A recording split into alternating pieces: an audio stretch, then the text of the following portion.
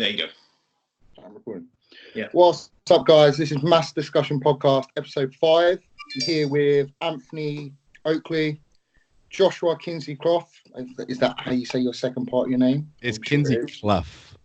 Kinsley. I'm just saying Kinsley for now. Kinsey, without the L. Kinsey. Oh, Kinsey. Kinsey. Yeah, Kinsey. Okay.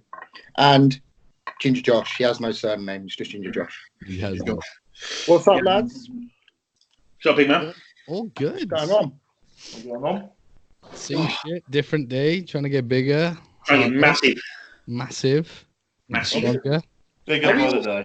Are we all eating or what? No, I just finished. I just finished. We've got about 5 more potatoes to go. 5 more potatoes. What have you done with your potatoes, though? That's important. Air fryer. Cut them up, air fry them like little chips. Yes. Oh, all right. They're in the little chips. He knows. Boiled potatoes. Hardcore. Just boiled potatoes. When was the last time we spoke? Was it just after Christmas? 2 days after Christmas? Yeah. Did anyone do anything for New Year? I played Monopoly with Mrs. I was asleep by about 10. Sleep by 10. Doing well. I was laying in bed by 10 with a fucking chest infection watching You on Netflix, which is epic, by the way. Oh, that is epic. I've been watching that. It's fucking addictive. It took over my life. What's it about? Just psycho. Just watch it. That's some psycho, mate. He's a fucking nutter. Like, Some guy that like stalks people. Stalks women, but then like locks them up and shit. It's Sounds nice. Yeah, it's intense. It's very good. Sounds like Fake Taxi. It is very good. It just took over my life. It's not as exciting as Fake Taxi, though. No, definitely not. It's a lot longer. So anything new? Not very much, mate. Just as you say, getting big.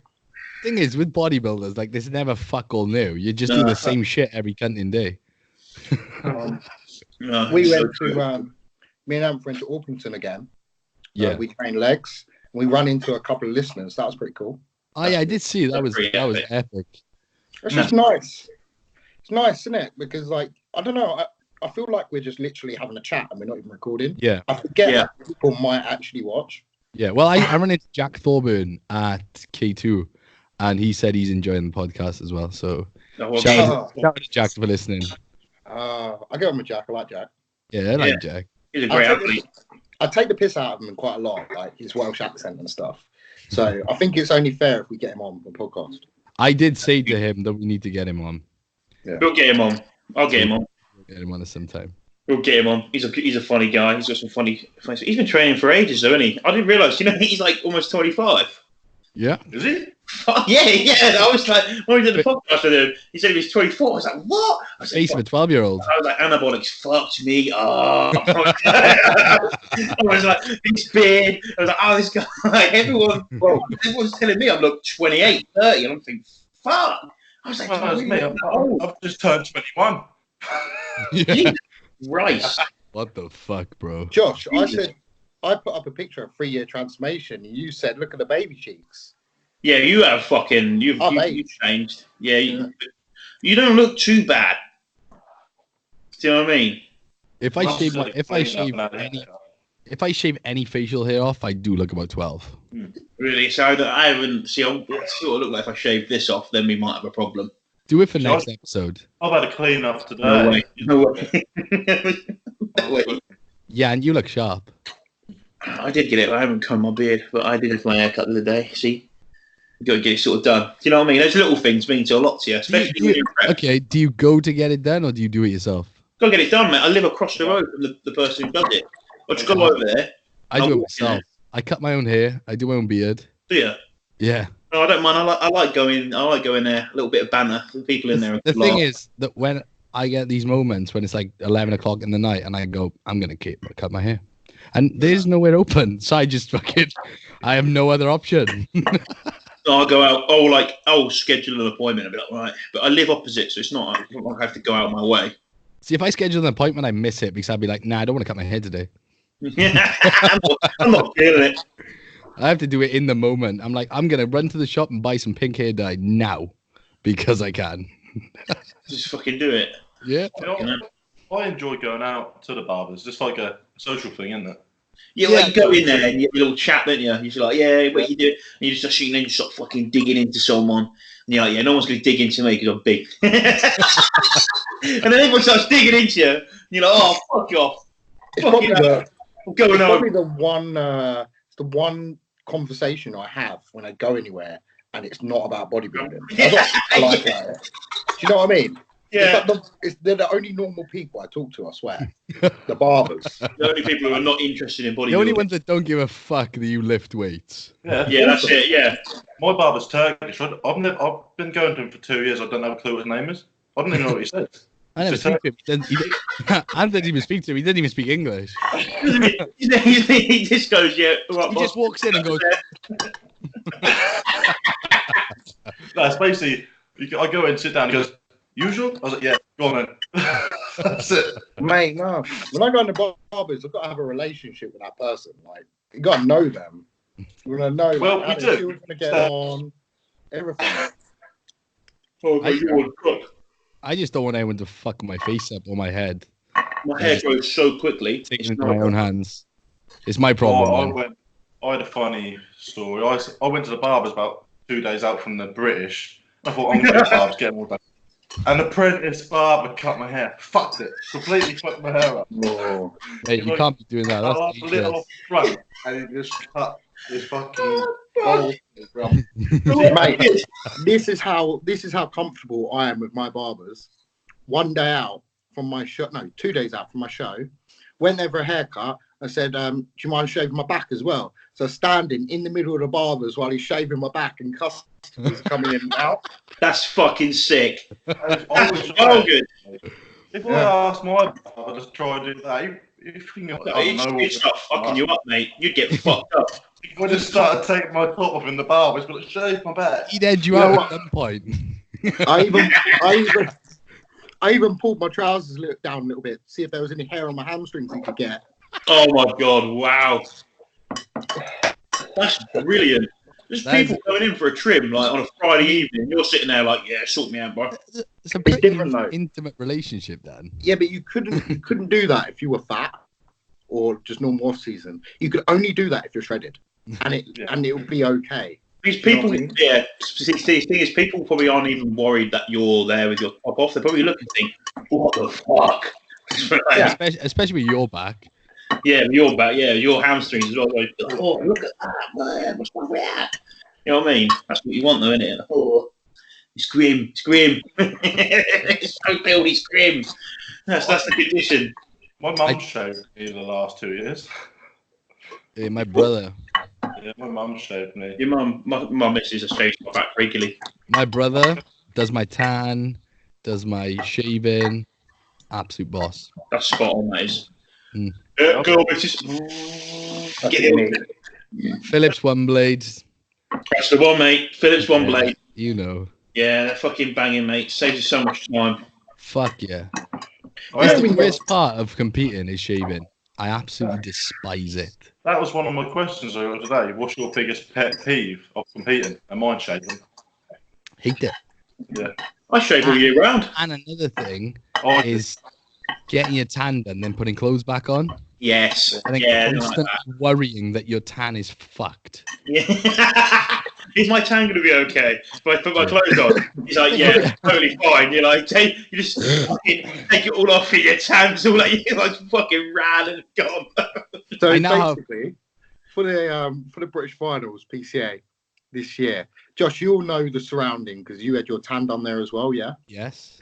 Right. So I was done drying off in front of the fans. I didn't get my tan done by the people at the venue. You didn't get it done by Pro Tan? Mm-mm. No, you didn't, did you? Because I got my brother did. I think it was my brother. My brother did my base coat Pro Tan dark, and then James does my Dream Tan backstage with a roller. Yeah. Anyway, so I've just got my tan on, and you stand in front of the fans. You have two fans. You're kind of battling all the other guys with your willies out, trying to get dry. Yeah. And the woman, bless her, Lisa, she always tans me. She goes, Dan, I think you're good. You're not sweating anymore and nothing. So you look dry. So, cool. So I just walk out. I just walk out with a fucking sock on. I forgot to put my shorts on and my t-shirt. I just walked out in the hallway wearing a sock. And it was only in front of everyone. And it was only till I got to the end of the hallway that someone shouted behind me, "You shorts." What was it? What was the tanning like? The tanning room? Because when at the British, Josh, you'll know, for the 2018 one, it was like in a fucking dressing room. 2018, I didn't get it done either. I never get mine done at the venue. Really? I do my own all the time. I worry too much. So it's going to tits up. I remember getting mine. I remember getting there and they like pissing it down the rain. I got there and it was like one of the first groups to go in because I couldn't sleep. We fucking couldn't sleep a wink. Woke up, had a meal, and I couldn't go back to sleep after that. Really, just sort of like broke. You know how broken sleep is on prep. How broken it is. Yeah. So anyway, we got there like bang on time. Bang on time. Mrs. is like fucking tired. Obviously, she's just fucking like normal. She didn't worry. And then like we get in, I get tan. I remember getting it done. It just being like this little fucking room. Like, oh, what the fuck? It was like a dressing room. It was like everyone's fucking trying to get fucking undressed. And fucking I get out and I see big old fucking Ryan Crowley walking up. I think, oh fucking hell. I was like, oh shit. Oh, it's over. I'm not placing at all now. I'm done. I'm leaving. I was fucking hell. My worst experience with tan was at the universe this year. James did my dream tan in a disabled toilet inside the venue itself. And then I was like, right. And he was like, go backstage. Once you got dream tan on, by the way, you can't put clothes on. No. You're fucked. Until you wash it off, you are fucked. So I had my trunks on, my shoes, and covered in dream tan.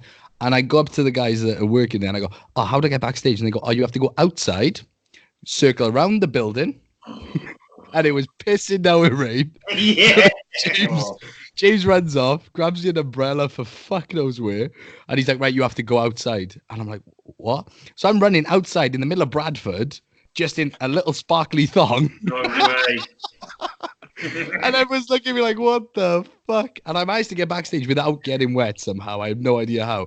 And I was like, because they wouldn't let James backstage to tan me. So he had to tan me in the venue. Oh, no coaches allowed. I wouldn't let anyone else touch my tan because they'll just fuck it up. Yeah. That was terrible, man. Yeah, I'm alright. Go on. I've got a funny tan story. My first ever time, the night before my first show, I was at my coach's house and he got a tanner to come in, like a mobile one. So she came. She's a big girl. She's a big Essex girl, like traditional Essex girl. I was nervous before I'd even spoke to her, right? It sounds like a fucking first date, mate. She put this tent up in the garage. She put this tent up in the garage, and he's like, "Go out there." I was like, "Fucking all right." Just drop your pants and put this sock on. I was like, "Fucking hell, all right." Like that. So she's doing my top half, and she gets down to the bottom. She's like, "Do you know when you put both your legs, one leg forward, one leg back, so they can get in your abductor?" Well, she fucking grabbed. Pose. Yeah, she like grabbed me old boy and started spraying underneath him. That's fucking sick. Oh my Hey, most days you have to pay extra for that. You can. Mate. She thought nothing of it. Oh. When I went back to my coach, I went, she just done this. I feel violated. Big. And he was like, she's coming back in the morning to do your top coat as well. I was like, fucking hell. Hey. Oh, mate. At least you can't get hard at that point. Yeah, you got to get hard on. Yeah. Christ. Oh, yeah.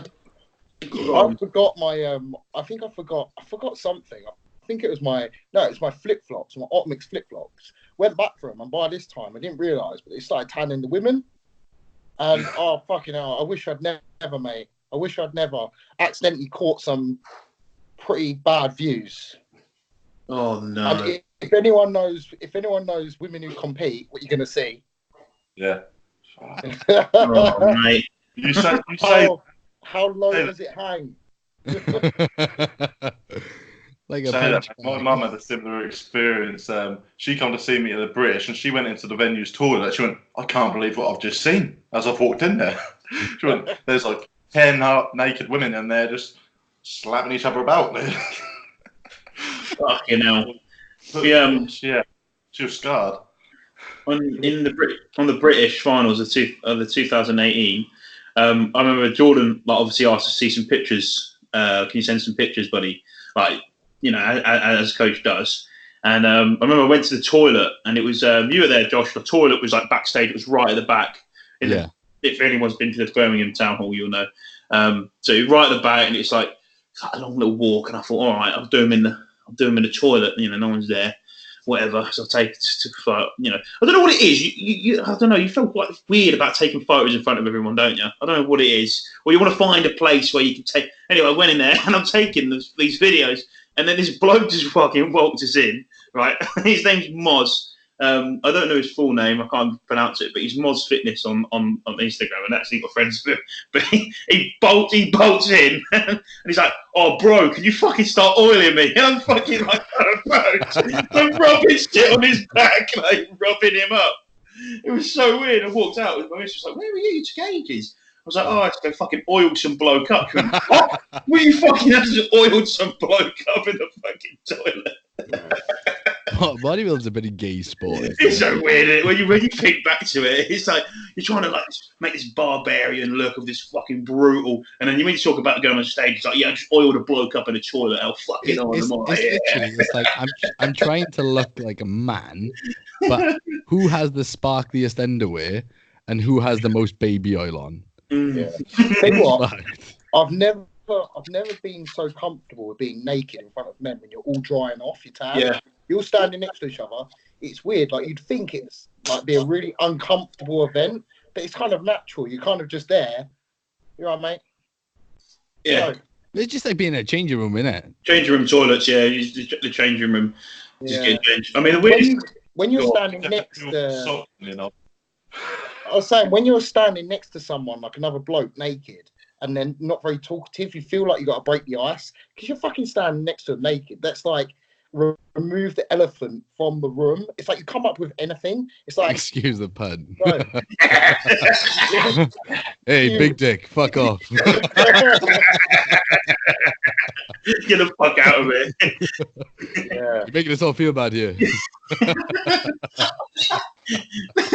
There was some guy who got tan at the PCA show, and he just got his dick out. He's just naked. And he went like that, and the woman went, You've got to put something over it. He was like, "No, tan me." And he was like, "No, you've got to put something on." Meanwhile, this is the first experience I've ever had in this. I'm just like, what the fuck is going on? This girl starts laughing to me.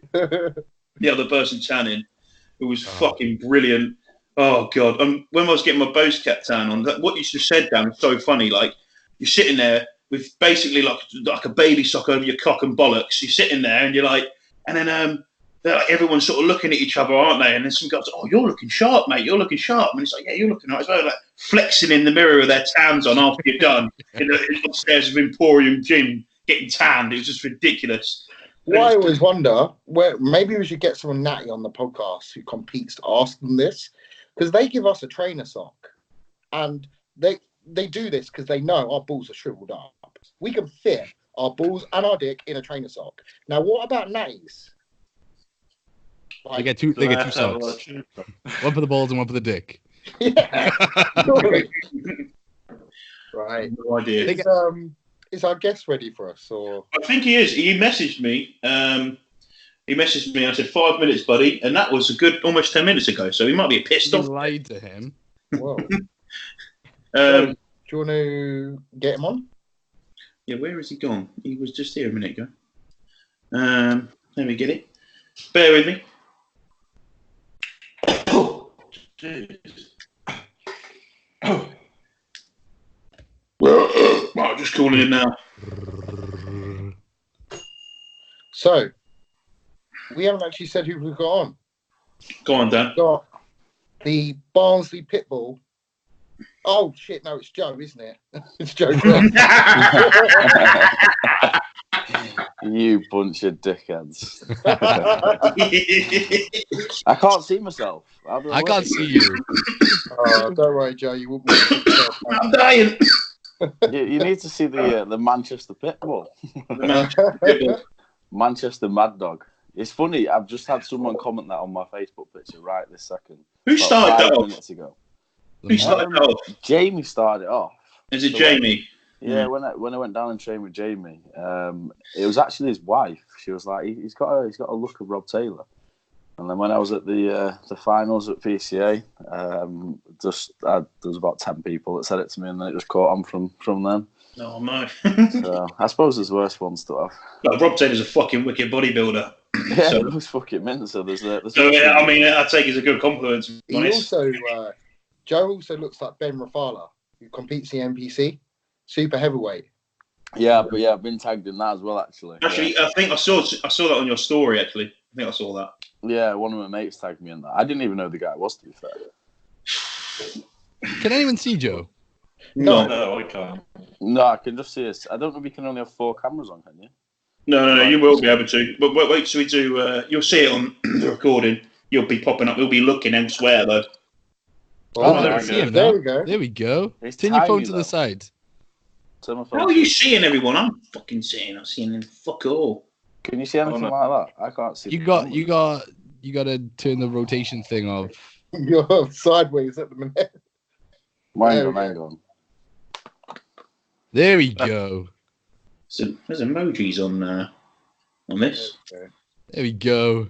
I can barely. You've got a mic and everything, Josh. You're I'm you're full into professional. it. Yeah, I was I'm gonna fucking say. pro, son. I've got my headphones like a little. Yeah, but it movie. sounds okay. My headphones sounded shit, so I had to invest. Yeah, your mic is really good though. Yeah, one boys. It's, I'm yeah, I need to get I'm a becoming- new mic. This mic I is. get affiliate. Oh Thing. fuck! We dropped it. Right, Couple boys. of them, What's the agenda tonight? We got an agenda. I don't even know. Well, We'll what leave it's a like. lot of questions for you. I think I think you've been on Josh's podcast before, so you've kind of introduced yourself, kind of like everyone kind of knows who you are. Do But they though? What I want to know is what have you been doing since the show? Because you look 4 weeks out. That'd be telling. I can't tell you all the secrets. Essentially, I've been living like it's prep, but the other way around. It's not been, for a lot of people, it's too mentally challenging to do what I've been doing. But like when you come into a diet, you gradually reduce calories, up cardio. I've just done it in the opposite fashion, and I've just tried to keep as So you- tight as I can. So you reversed out of your prep. Yeah, but I've Very always tried to- effectively and efficiently, by the way. I've always tried to reverse out, but this time round, I've kind of done it to a T. Like food post show this year wasn't a big thing for me. I wasn't really asked. I had one day off, and then I didn't need it. Yeah. But no, I mean, essentially, cardio has been in every day. I haven't missed a single day's cardio. So fasted in the morning, get the blood glucose down. I'm still like quite heavily nutrient timing, so I'll have no carbs through the morning. My carbs will still all be centered around training. And then I've been using stuff like GDAs to keep insulin. I'm a massive believer of like blood glucose control, and that's what Jamie's kind of drilled into me. What GDA are you using, Joe? I've actually gone with a strong one recently. That was going to be my supplement review if we did it, but the Glycomax. Yeah, it's very good. I use that when I. It's the When new it can be formula as bothered. well. Cinnamon instead of cinnamon bark. Yeah. I've so I do monitor my blood glucose quite regular, Mhm. and it definitely is having a benefit. And I seen you post on the JP site actually, Dan, about the taking 2 capsules pre-cardio in the morning. Yeah. And the guys kind of went against it, but I've always done that because when I test my blood glucose in the morning, it's always pretty high, and I found it drops quite well with cardio and a GDA before breakfast. Yeah. Have you tried it with cardio alone without the GDA? Yeah, I've tried both, and it does actually work better. It gets me to just below 4.5. Have you ever gone hypo though, using it and doing cardio? No. I mean, I didn't do that during prep. It's only been in off season, so Okay. I used to go hypo post workout, but that was a different. I mean, I went down to about 2.8. Yeah. Which is, Yeah, I've been there. No fun. Yeah. Yeah, driving home, falling asleep. It's Pissing fucking with shit. cold Like, sweat, yeah, shaking cold like a shitting sweats, dog. you can't even fucking see. Yeah, that was. But no. Since show, I haven't had anything like that. So it's been all right, to be fair.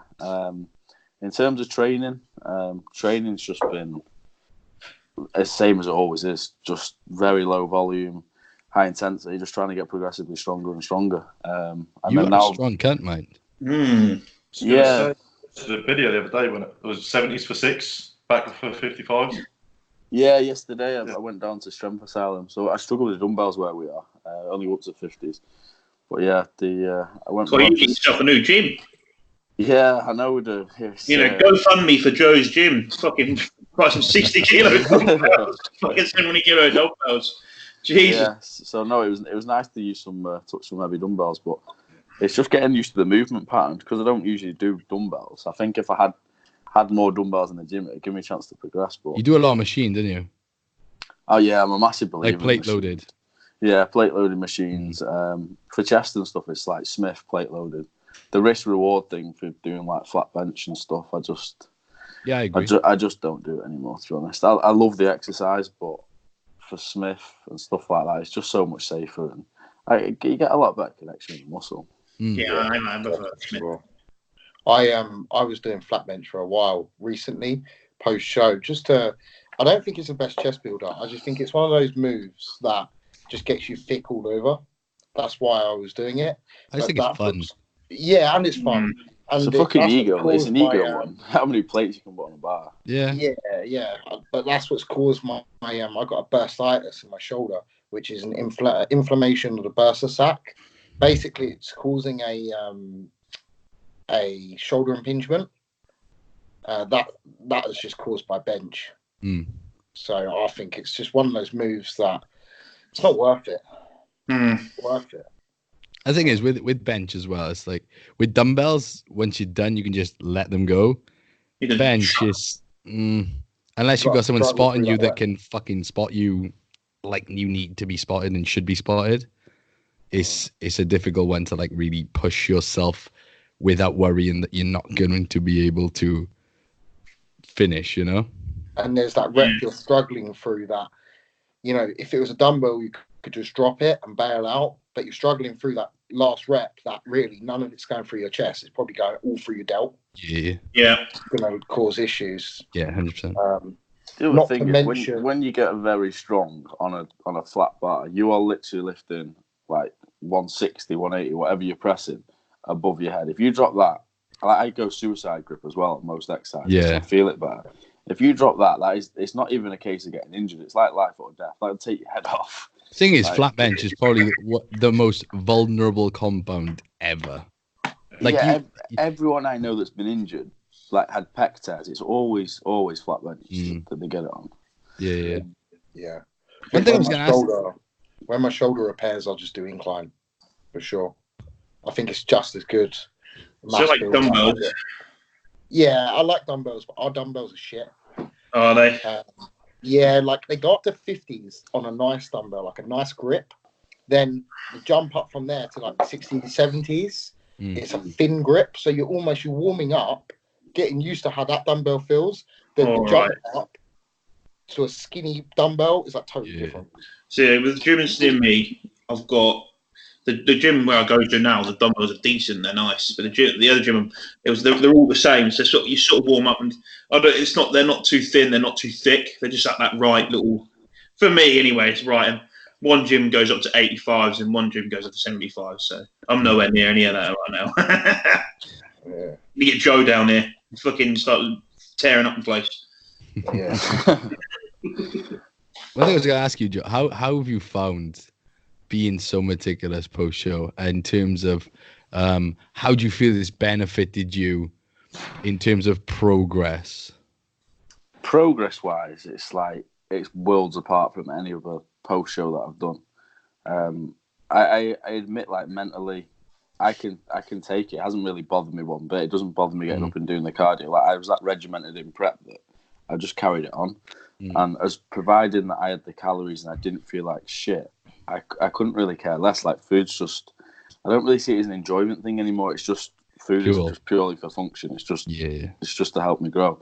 So no, I mean, comparing last year to this year, I've reached now. I mean, I'm only still 200 pounds, but I was down to 175. So I put 25 pound on, and I'm still in pretty good condition for it. So I don't know how it's going to reflect on stage, but Yeah. in my head, there's definitely been a lot more muscle put on than. But that's the thing. A lot of people say to me, "How do you do it like mentally? Do you not just want to switch off and have a bit of downtime?" You just fucking do. But for me, like, if you want a goal big enough and you want to get there as fast as you can, then that's the shit you got to do. Well, this is the thing. I mean, because you're planning to Depends. compete in 2020, I assume. No, 2021. Really? Yeah, I'm not even Okay. competing. So a lot of people are surprised by that. I kind of took it so serious from day dot where if I wasn't competing this year, a lot of people would say, "Oh, why don't you just have 6-8 weeks off?" Mm. But the rebound period for me, it's not. Everyone says, "Oh, you've got like a 4 to 6 week rebound." For me, it's not that long. It's however long you want it to be. Yeah, Like, it's however long you're meticulous. Yeah, if you've been that lean, I remember Sass saying it to me ages ago. The leaner you get, the further you'll slingshot into off season. So the leaner and the longer you hold it. And I still feel like I'm really responsive to food. Like when I up calories and Jamie puts more food in, I just grow from it and I get stronger from it. But when you're in the depths of off season, you're just piling in calories. It's not really what you can put in, it's what you can actually use and digest. Yeah, if you're just oversaturating yourself, you're not really going to get the most out of it. No. So I think if you're making diet changes and you can actually still feel it, I think that shows that you're still pretty responsive to it. Mm. There's definitely something to be said that if you legit got pilled, that your rebound is actually like the magical rebound everyone talks about. Yeah, I think 100%. a lot of people they say, "I'm going to go on a mini cut just to get a rebound." You get nothing like that. As I say, that mythical rebound that could exist unless you get absolutely pilled. Yeah, I agree. It was like I've had a pretty good rebound. I'm 50 pounds heavier now, and Jesus. So start a prep. I started at 50 pounds. Yeah. But you say it like it's nothing. That's fucking. Just brush over it like I'll just put 50 pounds. Oh mate, trust me, I'm feeling it. Put like a fucking large dog on. Fucking hell.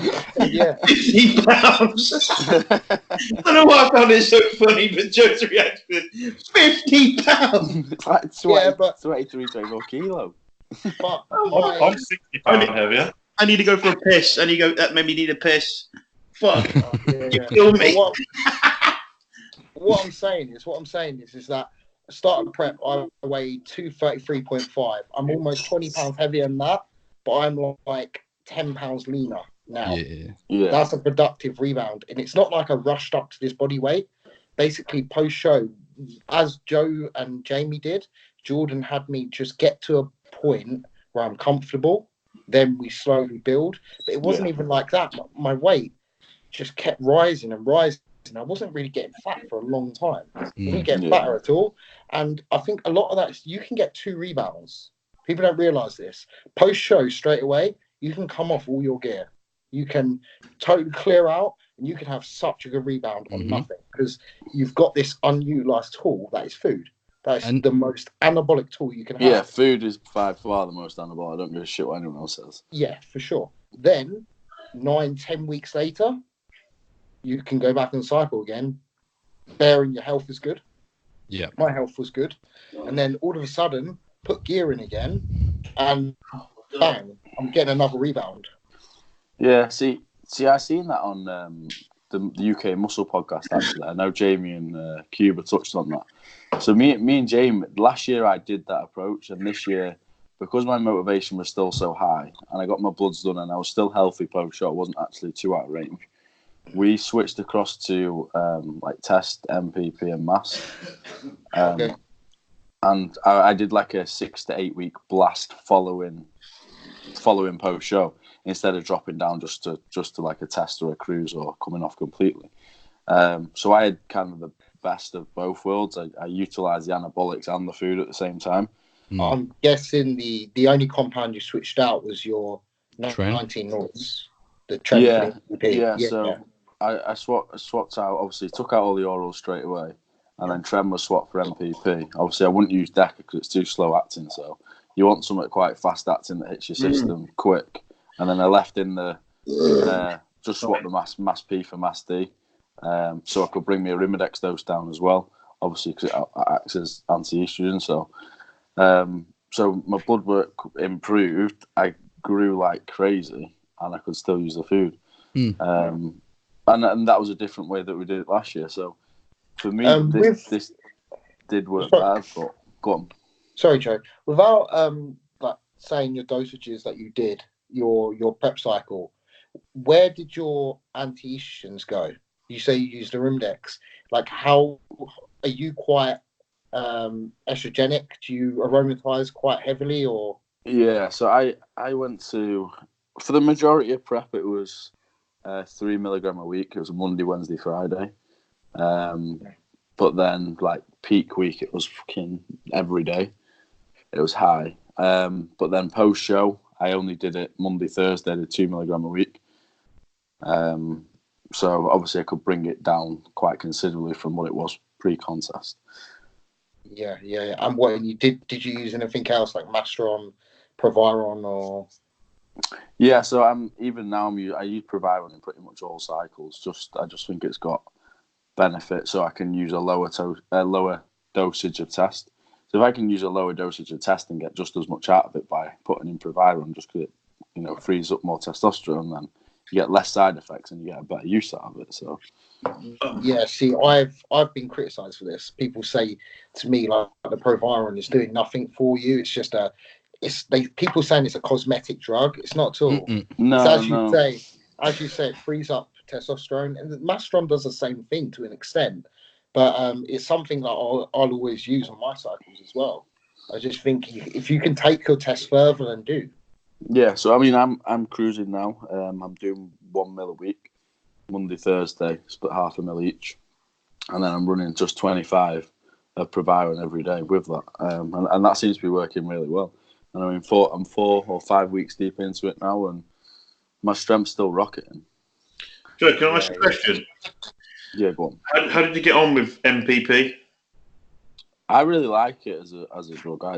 But I didn't push it high at all. I mean, it was 300 post show. That's all it was. Okay. But I really do like it. But I've known in the past if I push it high, I get very bad water retention from it. Do you? Okay. Yeah. So I've pushed it in off season before when my body fat's higher, and when I do that, I retain, and it kind of hinders performance in the gym because I get fucking awful pumps and stuff like that. Okay. Horrendous. Yeah, that's currently what I'm dealing with the MPP at the minute. This is the highest I've ever been with MPP. Similar, pretty much what you just said, near 300. I'll just say it. I'm using 400, and that's the limit I think I'd ever go with MPP. Yeah, just because I think any more it's going to hinder performance, and if performance is hindered because you want to use more drugs, I think you've lost your vision of what really builds muscle. Yeah, no, exactly. You need to obviously training and food is the main thing.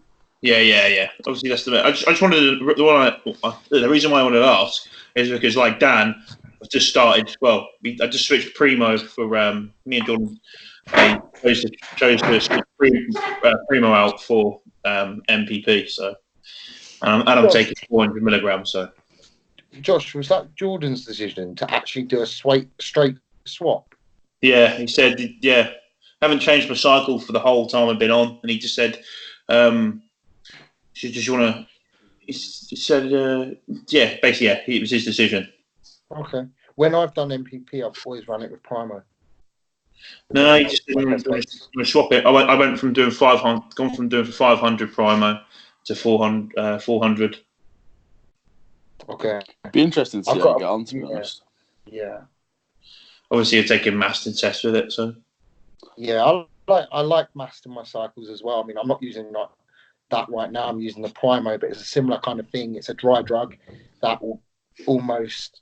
I'm going to say it's kind of anti-estrogenic, but it's definitely not going to aromatize. So it's just a nice little bump to your overall total, I think. Yeah. Yeah, I mean, I've never used MPP, so that's why I asked to see what effect it would be. But also, I don't know what it is, but does any of you guys, because it feels like we're just having a conversation here, if it's so much easier to talk about gear? What do you mean? Well, like, without thinking the people are going to be listening to this going, But without worrying, like if you do it on Instagram, you worry that people are going to take it the wrong way, or people just all you talk about is gear. No, we got asked to talk about gear. I'm confident. See, if I use dosages that I knew were harmful or present me in a bad light, then I probably wouldn't want to talk about it. But I'm quite confident in what I'm doing for my level of muscle mass, that it's representative. Yeah, and I feel freely that openly talking about it's not a bad thing. But at the same time, we spoke about this last time, that I hope that it opens people's eyes up that are perhaps using more to bring their dosages down. People are like half the size and taking twice as more. Yeah. Surely then they realise there must be more to the equation. Yeah. I mean, obviously we're on the topic of anabolics now.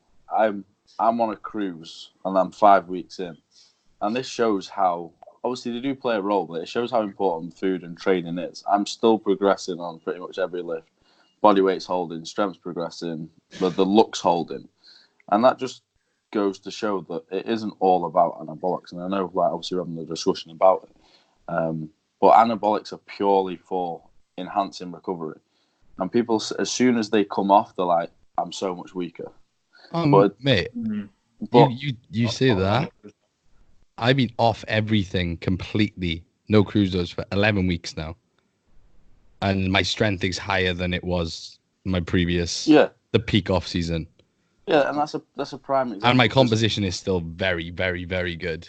Yeah, and people say, oh, as soon as I come off within a week, I'm just dead weak. It's completely psychological. It's a bullshit. Recovery. That's an excuse to be a fat, lazy cunt. Yeah, exactly. It's a recovery tool at the end of the day. So if you think about it, if you monitor recovery in other means, so you adjust your food, you increase rest days, you adjust your training volume accordingly, the amount of sets you do, then there's no reason you can't still progress. It's just people that do everything the same and take the anabolics out. Yeah, that's true. I'm full kind of gear right now with my off-season cycle. I'm training with Amp right now, and he's on a cruise. And Amp, how long have you been cruising for? This will be my 9th week. 9th week, and he's still hanging. He's hanging with me weight-wise. Yeah, and that's not to say, and his strength hasn't come down. It's just he's kept it. That's all that is. Like we're deadlifting, he's pulling 290s, 300s or whatever, and he's doing everything I'm doing. Like we did a 4-plate row today. He got through it, fucking did it fine. He hasn't lost strength. I just think a lot of it's mental. You just got to be stubborn. Do any of you come off? See, this is the first time I've cruised. Yeah, this is the first time I have as well. So I normally come off completely. Yeah, since being with Jordan, I've just blasted and cruised. Yeah. Last year I came off. For sure, I'd stay off as long as I was on, and then come off, and that worked well for me. Yeah, so last year I came off and I did a full PCT, obviously HCG, Clomid, all the rest of it. And then I did a natural test booster as well. And after 12 weeks of being completely off everything, I got Medicheck's blood work done, and I can't remember the range. I'm sure it's between 24 and 48. I can't remember what the units were. Does that sound about right? It's nanomoles per litre. Yeah. What are we talking about? Whatever the Medicheck's tests came back at, I was at 4, which is like horrendously low. 4? Yeah, 4. Holy fuck. Horrendously low. It's 8 and 28, isn't it? I can't remember the range. I'd have to look at it. But yeah, it's usually like 828 or 832. Yeah, I was well below the bottom end of the range. So I was like, what's the point? There's no way I can now come off. And I've only been cycling maybe 3 or 4 years, so not that long in the scheme of things. But my body just obviously doesn't want to bounce back. So it just, for me, I would regress so hard if I came off altogether. And I was that makes sense. And so I mean, it's about doing it. Like, if you get your bloods done and you can recover, then I think you should come off. But you need to do it properly. You need to get your bloods done and actually assess the situation. 100%. Last time I came off, which was after prep last year, I was off until like the end of January, and I got my bloods done about 8 weeks after, and my test was about 26, so it's pretty high. Yeah. So, and this year now, obviously I've been off now. I got my bloods done yesterday. I'll get my results now within the next week, but I don't know if they're as high. I think, I mean, I'm holding on to. I haven't lost any muscle, probably a little bit of fullness. I'm a little bit softer visually, but I haven't gained tons of fat. I'm still in a really good place composition wise. My strength is going up. Recovery is decent. I can still fuck my misses. Yeah. I mean, you know, but with what you said, if it is as low as 4, then it does make sense to stay on, or do like a super PCT and try and get it back to normal if that is something you want to look into. Yeah, I mean, that's the thing. But if you know you're going to go back on at some point because this is what you want to carry on doing, like obviously competing, then I think it's more dangerous to start yo-yoing your hormones than it is just to stay at a level. I do it for fertility as well, because I do want to have kids. And if I can keep everything coming back year after year, then the chances of me having kids are increased that much more. Yeah. I mean, that's the worry for me. That is the one main worry. Thing is, I mean, that's the thing probably people do worry about. For me, I've got a goal. It's just pretty selfish, isn't it? Do you know what I mean? Mm-hmm. But saying that, I know a lot of people, and this guy, I could comment, he said to me, he'd been blasting and cruising for about 6 years, and he said to me, "Don, we don't use contraception because my sperm doesn't swim." And I was like, "All right, okay." Probably about 3 months later, he comes to me and goes, "My missus is pregnant." I was like, you know, but then it's one of those games, isn't it? It's one of those, like, some people do. Some people take their first cycle and they'll never be able to have kids again. Some people last for fucking years and they're a bodybuilder for, 25 years. Like, how many bodybuilders do we see with kids? Yeah, but at the top level. So it's like it's one of those things, isn't it? I mean, Sasan at the minute he came off altogether, and now his fiance or girlfriend, I think she's about 20 weeks pregnant. I know he posted it on Instagram the other day, and he's a pro level. He's been probably doing this 15 plus years cycling. I don't know how long he's been actually cycling, but I could imagine it's a long time. And he's managed to get his back by coming off. So I think when it comes to recovery of your natural levels, though, that is genetic as well. Like, some people recover better than others, and that's just how it is. Yeah. 100%. But then you've got to look at as well. Something to look at is look into the reason you're not recovering. Yeah. Because there's many reasons that you're not recovering. Which is yesterday when I got my bloods done is one thing that the guy who took my bloods, which he was up in Strom, they do the Hench project. He said, "I'm going to check this, this, and this. So if your levels are low, we can see why." Yeah, that's pretty cool. You went to someone who's like... Well, he specializes in male hormones. He specialized for it, but he's not judgmental. No, not at all. You know what I mean? Like, he asked me my whole... Everything I've taken from my previous cycle, from my prep, anything I've been taking recently, what PCT I did, how long I've been off, fucking everything. He covered all bases. And then he'll use that to then, when he does look at my bloods, say, like, this is out of range because of this. This would be out of range because of this. And all this is good considering this, and so on and so forth. If you do get bloods, then you want it to be done by someone who knows what the fuck they're doing. Yeah. And that was only 20 quid as well, by the way. What? Oh, yeah. You're joking? No. If you go to Strom HQ in Shrewsbury, they got a thing called the Hench Project. Which is basically a government-funded operation, should we say, that takes part in Strom HQ, in the shop, where they do blood testing for people who are looking to or use anabolics, so they are safe. That's a brilliant step. And it's £20. There's 5 spaces available every Saturday, so you have to pre-book. You can pre-book by just messaging the Strom Instagram page direct. I might look into that, you know. Is that a full blood panel? It's a full blood panel. So you get, like, all your red blood cells and everything? Everything. Oh. Yep. Josh, does Dave Crosland have anything to do with that? I'm not aware. I do not know. Because he has affiliations with Strom, doesn't he? Yeah, with the Support Max product, I believe. Yeah, because I know he does some steroid counselling, and I don't know. But I mean, we did a YouTube video about it. We vlogged the whole thing going up and getting everything done. And Rick did explain exactly what it's about and how it came about and so on. So when the video's live, you'll be able to watch that and get a better understanding of exactly what the Hench project is. But yeah, it's basically all your blood's done for 20 quid. And travel costs, obviously, whatever it costs you to travel there and back. Yeah, but then like compared to the, but it's not just that. It's just the guy who takes your blood, Aaron. He's a male hormone specialist. That's the big one, right? And you're talking to him and how he does everything. You're just like, fuck yeah, this is where I want to be if I'm getting this shit done and I really want to know what's happening. You know? That's what I mean. You're speaking to someone who is familiarizing themselves with sort of the body. Exactly. And like I said, he will ask you about your use when it comes to anabolics, what you've used, your past experiences with, and so on. So he can have an understanding when he gets your results back as to why everything is the way it is. Definitely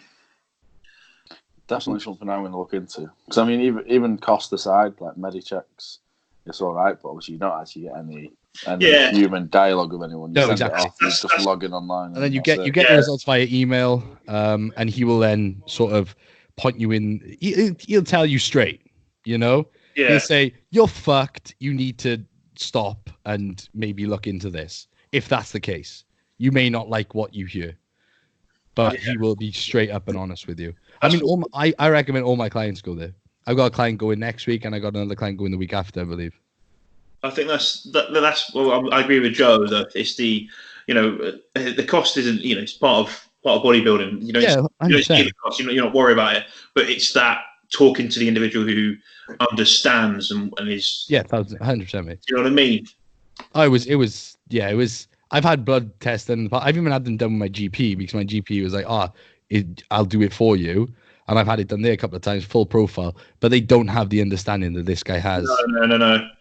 Yeah, no, and they don't say. I mean, even Medichecks, there's a little bit. They'll be like, "Oh, this is probably elevated because you're training," but then your coach can tell you that, and you know that. Exactly. You know that.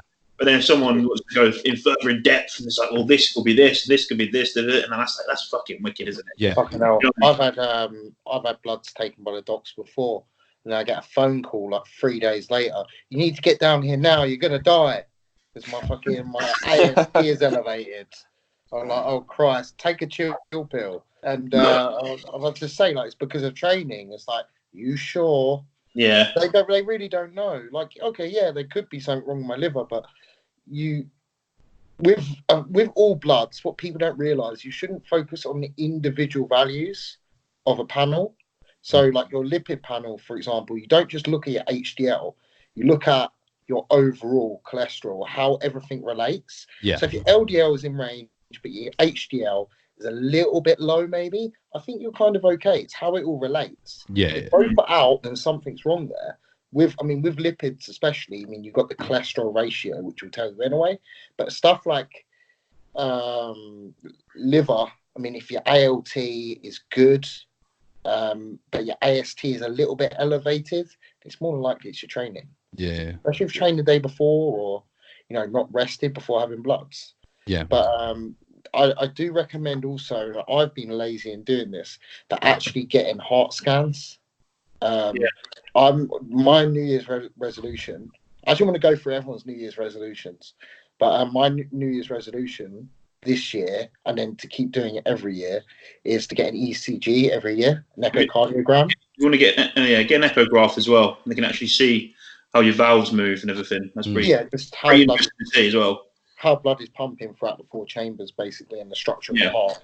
Because with bodybuilders especially, your main concern usually is left ventricular hypertrophy. So left side of your heart grows.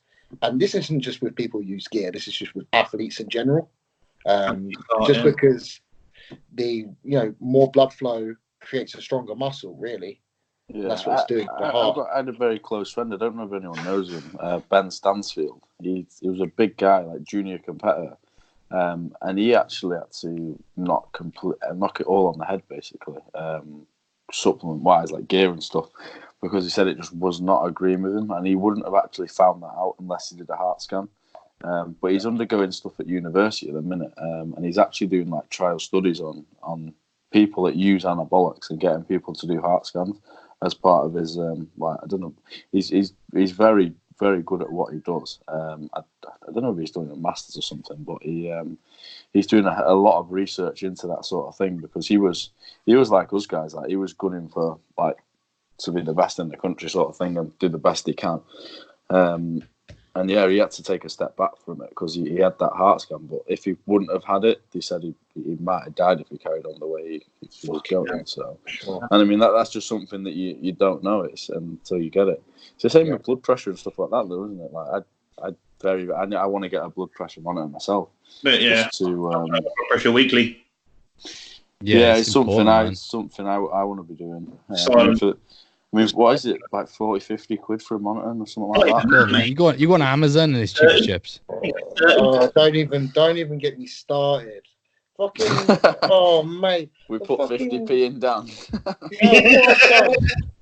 What I've done this week, trying to find a blood pressure monitor. So basically, if you type in extra large blood pressure monitor, they come up with the sizes, and most of them still are like 42 centimeters to 48. Now, put that in inches, that's like 14 inches to 17 inches. That'll do your thighs, then. Are you having the fucking... That'll do both of them, mate. Oh, fuck. Fucking... Yeah, so anyway, and if you find one, you find the right cuff, yes, the dimensions are right and everything like that, then you can't find the fucking monitor that is compatible with. Maybe I got a cuff. It's like a super fat person cuff. Yeah. Yeah, well, I found out eventually you got to buy one that's for your thigh. Yeah. Fat people cuff. So Fat people cuff. I've actually, I'll open up a little bit. Sorry if anyone listening to this is fat. I've had some issues this week where I've been trying to work this out. So for about 4 weeks now, I've had water retention in my ankles. Now, straight away, knowing what I know, I'm thinking my kidneys, because they're not the filtration process and everything like that. I'm thinking my kidneys are. But anyway, I had bloods. My kidneys are fine. My EFGR came back great. So it can't be my kidneys. So what's going on? Then the other day, fat bastard. It's fucking yeah. The other day, it's come out in a rash where the water retention is. I wake up in the morning and everything's fine. There's no water retention. It's just as the day goes on, it can get bad if I don't drink enough water and keep flushing it out. You get heavier though, bro. Yeah, I think it's the rate of feet a long time. Yeah, but it's the rate of weight, the rate of gain, the weight combined with, I think I got an infection as well. Like, I think I got water retention and maybe I got like a cellulitis or something like that, because we've been trying to work it out. I went to the doctors, and whilst I was there, like, they couldn't pin together the dots, anything like that. I had my blood pressure done. My blood pressure was great because I haven't been able to do it properly for about 3 weeks because I outgrew the cuff. Because it's been coming the goals, whatever what would you call them? The values have been coming skewed. So like one time I get like a 120 over 60, then I get a 145 over 70, then a 125. It just was not consistent. Yeah. So that was another concern. So I had the blood pressure done, and that was all good. And it ends up, I'm just going to go to the hospital tomorrow, go in A&E. I'm going to request to see someone, and I'm going to get a scan of my kidneys. Yeah, a scan of my kidneys, because, blood's permitting, my kidneys are great. So it shouldn't be that, but I want to see them anyway, make sure there's no scarring. What I did to myself after London, I don't know if that did anything to me, because I did fuck myself up pretty bad there. Yeah. And I'm going to get an ECG as well. How bad is your water retention though? Is it like? It's like edema. Yeah. Is it really yeah. Oh, okay. Yeah. It's not like you've got a little line where your sock's been, like the tiniest little bit. No, it's pitted. No. Ooh. Oh, it's like a full-on fucking crevice. Yeah. Yeah, I mean, they were quite bad at Orpington, weren't they, Dan? Yeah. ankles. Oh, really? What are the shoes you wear? Them Vibrams, aren't they? Yeah. It was like overflowing the Vibrams a little bit. Oh, Yeah. fuck. Shit. Oh, it's like post show fucking binge for fucking whole week. Yeah. On 10 kilos after your show at the. Oh, fuck. Yeah, so just shit. trying to work that out, what's going on there, because my kidneys came back fine, so it's not one. How long ago was that? What, my bloods? Mm-hmm. Probably like 4 or 5 weeks ago. And how long has this been happening? I've noticed it for about 4 weeks. Mm. When do you go back on? Funny. All right, this is going to sound bad, but 4 weeks. Hey, it Yeah. could be hormonal, maybe. Yeah, well, something else I'm going to experiment with. I think I might be allergic to carrier oil I'm using. Think. I could What's be. that? I could be allergic to the carrier oil. But if you were allergic to the carrier oil, every time you pin, you'd get inflammation in the area. Well, Well, you said carrot oil then from sunbeds. Carrot. I don't know. Well, you say that it would inflame every time, Josh. But so I wake up in the morning and it's absolutely fine, and I pin in the morning, Okay. and then as the day goes on, it gets worse. Mm-mm. I suffered. Could be possibly estrogen or prolactin related. It could be prolactin related. It could be. I I put it down to I put it down to that. If your kidneys are fine, I'd say it could potentially be prolactin. Yeah.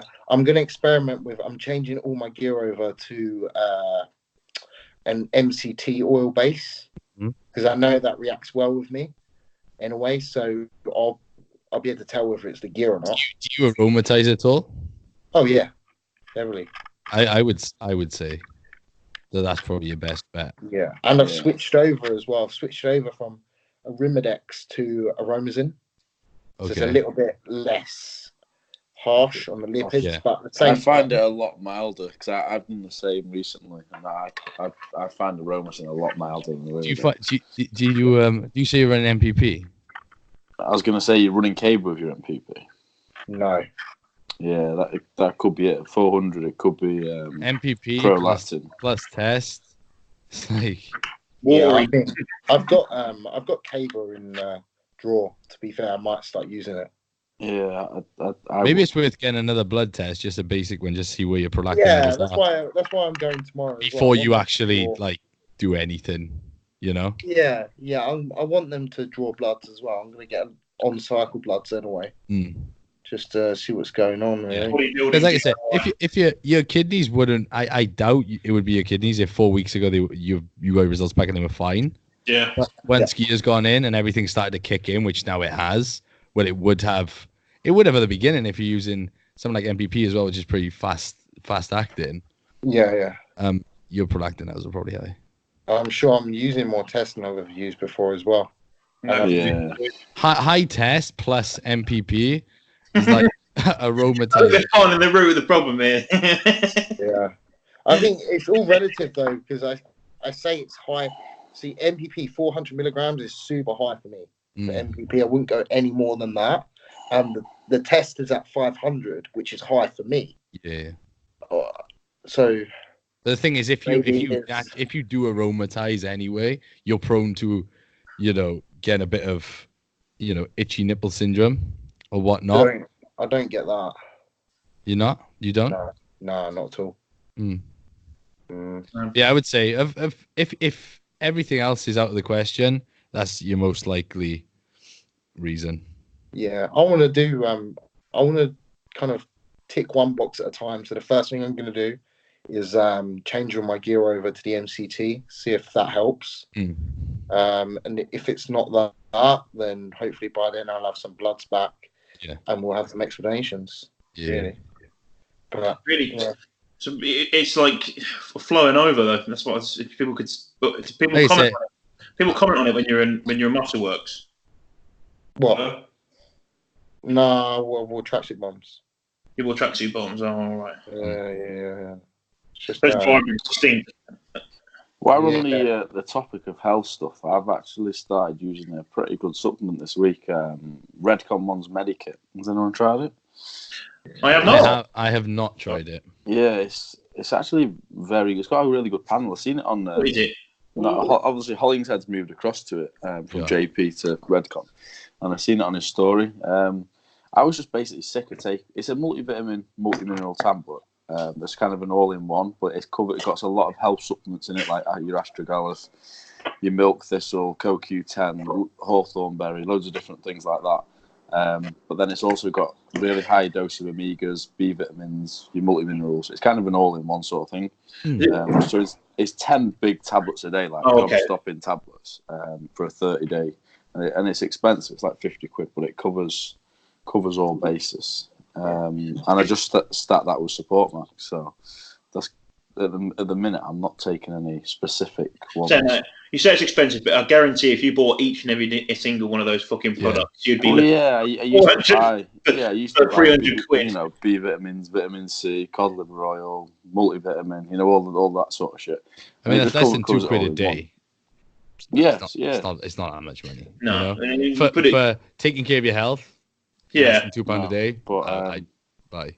But no, I'd look at it because I don't know if it's psychological placebo, but I generally feel healthy. Like the last week or so, it actually feels different. But they are big tablets. That could be as well coming off and being on a cruise, just feeling less toxic. Yeah, I mean, yeah, completely. Since I've come onto a cruise, I feel so much better about myself, and even training like back pumps. So what have you been now? 5 weeks? Yeah, 5 weeks. Because now everything that you were on would have sort of like be pretty much out of your system. Yeah, but those health supplements do help. Like I take Support Max year round, and I like my bloods always come back really good, and I put it down not only to that, but down to that as well. Yeah, that's what I'm taking. I'm doing Support Max and that Medikit, and I'm hoping that when I get my bloods done, I'll be pretty good.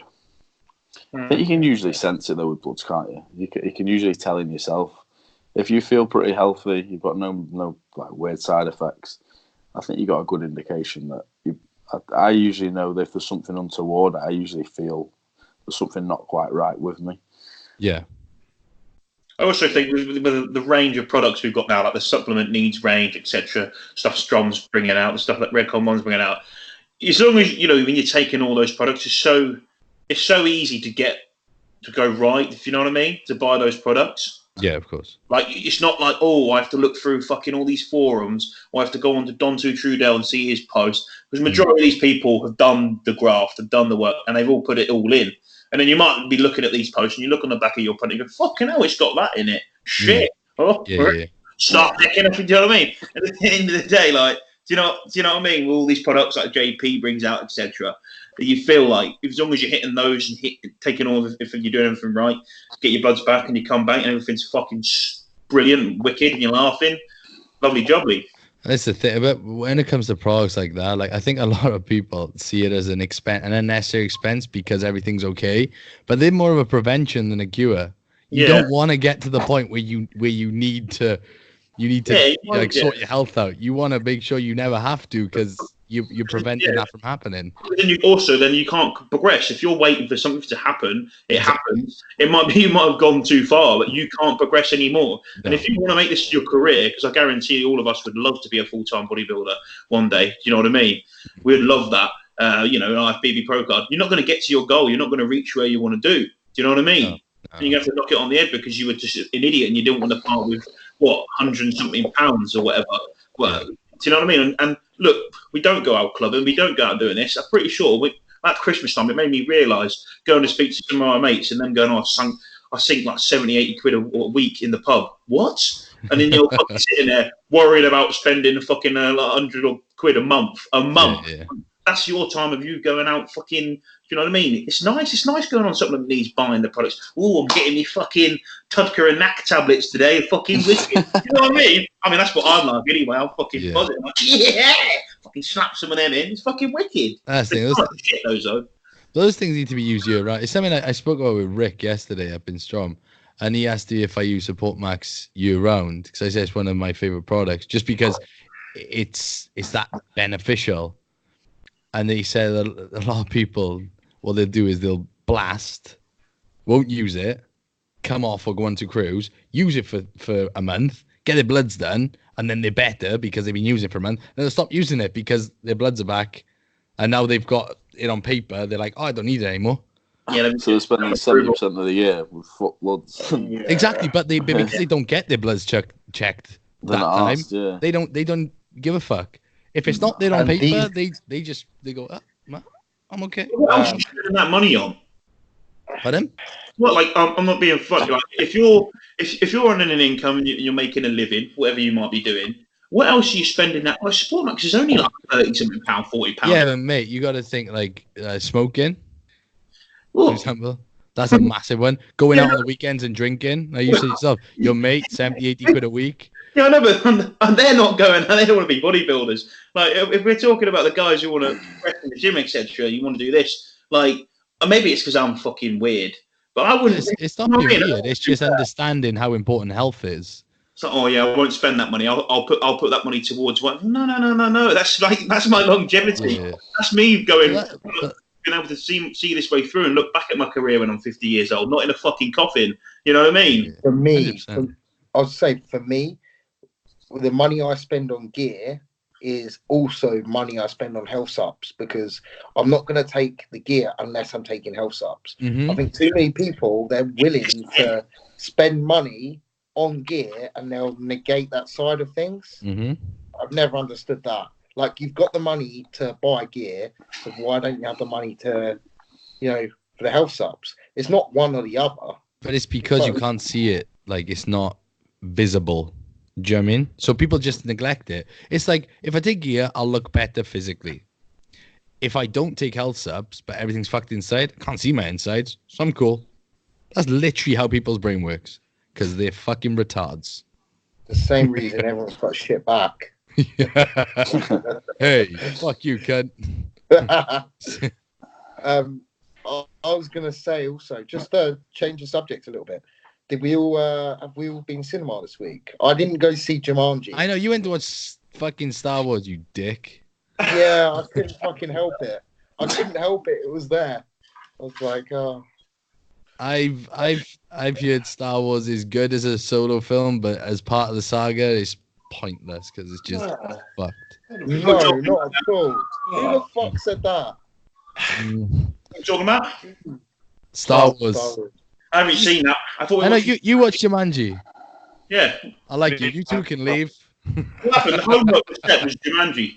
Well, me and Dan were driving back from Orpington, and we were like, should we go to the cinema tomorrow? Well, yeah, we'll go see Star Wars instead. Fuck Jumanji.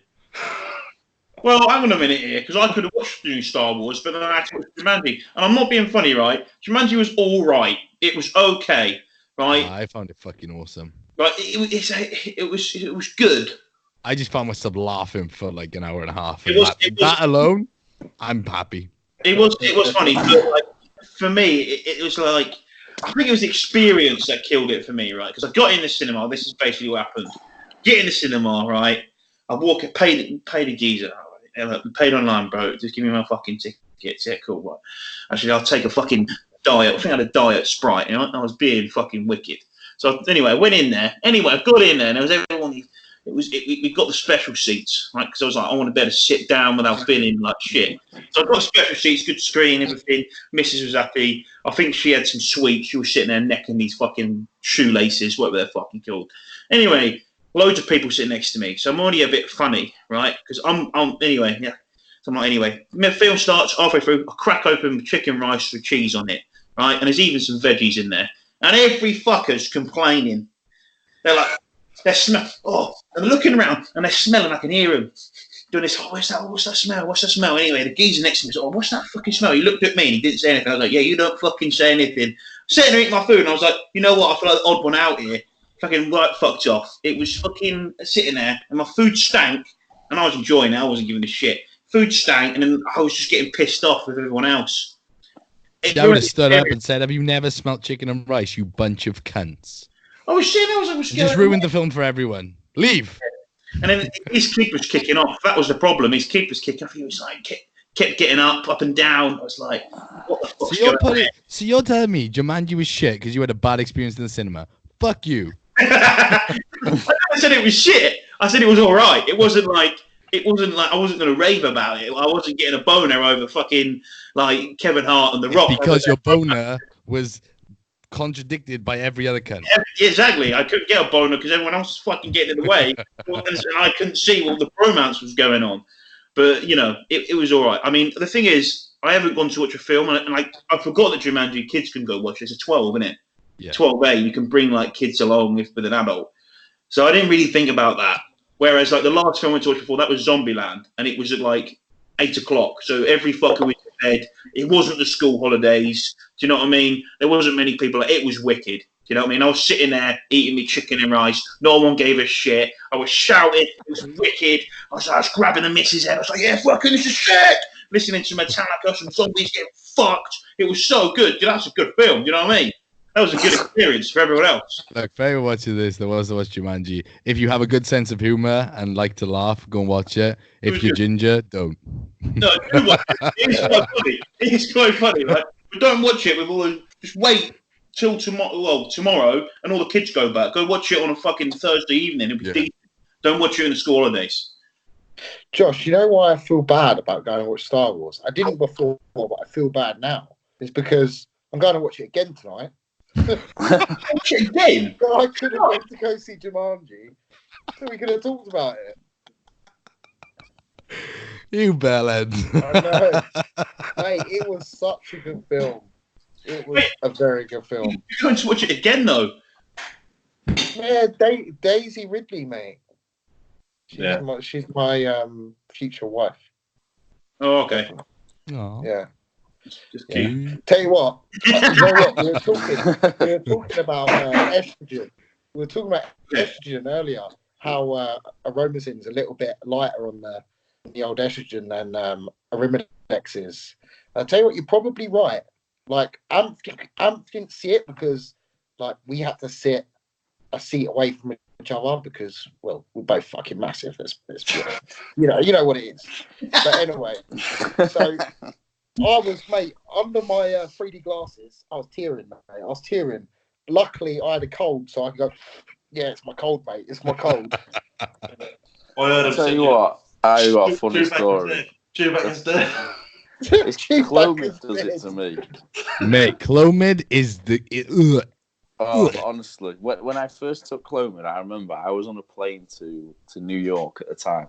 A couple of years back now, and it was the first cycle I'd ran. It was my first PCT, and I was taking Clomid. And there was a film on, and it was The Rock, and it was about a skyscraper, and just I don't know, he was saving someone anyway. I can't remember what it was. I think that's not the Clomid. That's not the Clomid. That film is emotional. The one with the helicopter rock. He's a helicopter guy. Yeah, that one. Yeah, sick film. What's that called? I had to go to the toilet. I started tearing up in the middle of the plane. I went to the toilet. I was like, "What's going on?" And I watched it back like 6 months later. I was like, "That is not that sad." I bawled my eyes out. Isn't that down to Clomid? Amazon Clomid too. I've never used Clomid in my life. All right. I had a similar story. I was midway through prep. I woke up to do my cardio. I'm on the treadmill. A song comes on, and I'm literally walking and running on the treadmill, just in tears, just bawling my eyes. The emotional roller coaster that is prep. Oh. I'm like, fuck, what's that? Wiping the tears out my eyes. Up in the sleep. Well, according to, I only found this out today, watching Bodybuilding and Bollocks. Apparently, it makes you have like bigger loads. Yeah, I saw that today. Yeah. Is that true? I would agree with that. Would you agree with that? Yeah, I would agree with that 100%. I would agree, but I never thought of it until they mentioned it. I would agree 1,000%. Doing PCT, you can fill it. You can fill it 1.5 litre bottle, mate. 5 litre up. It's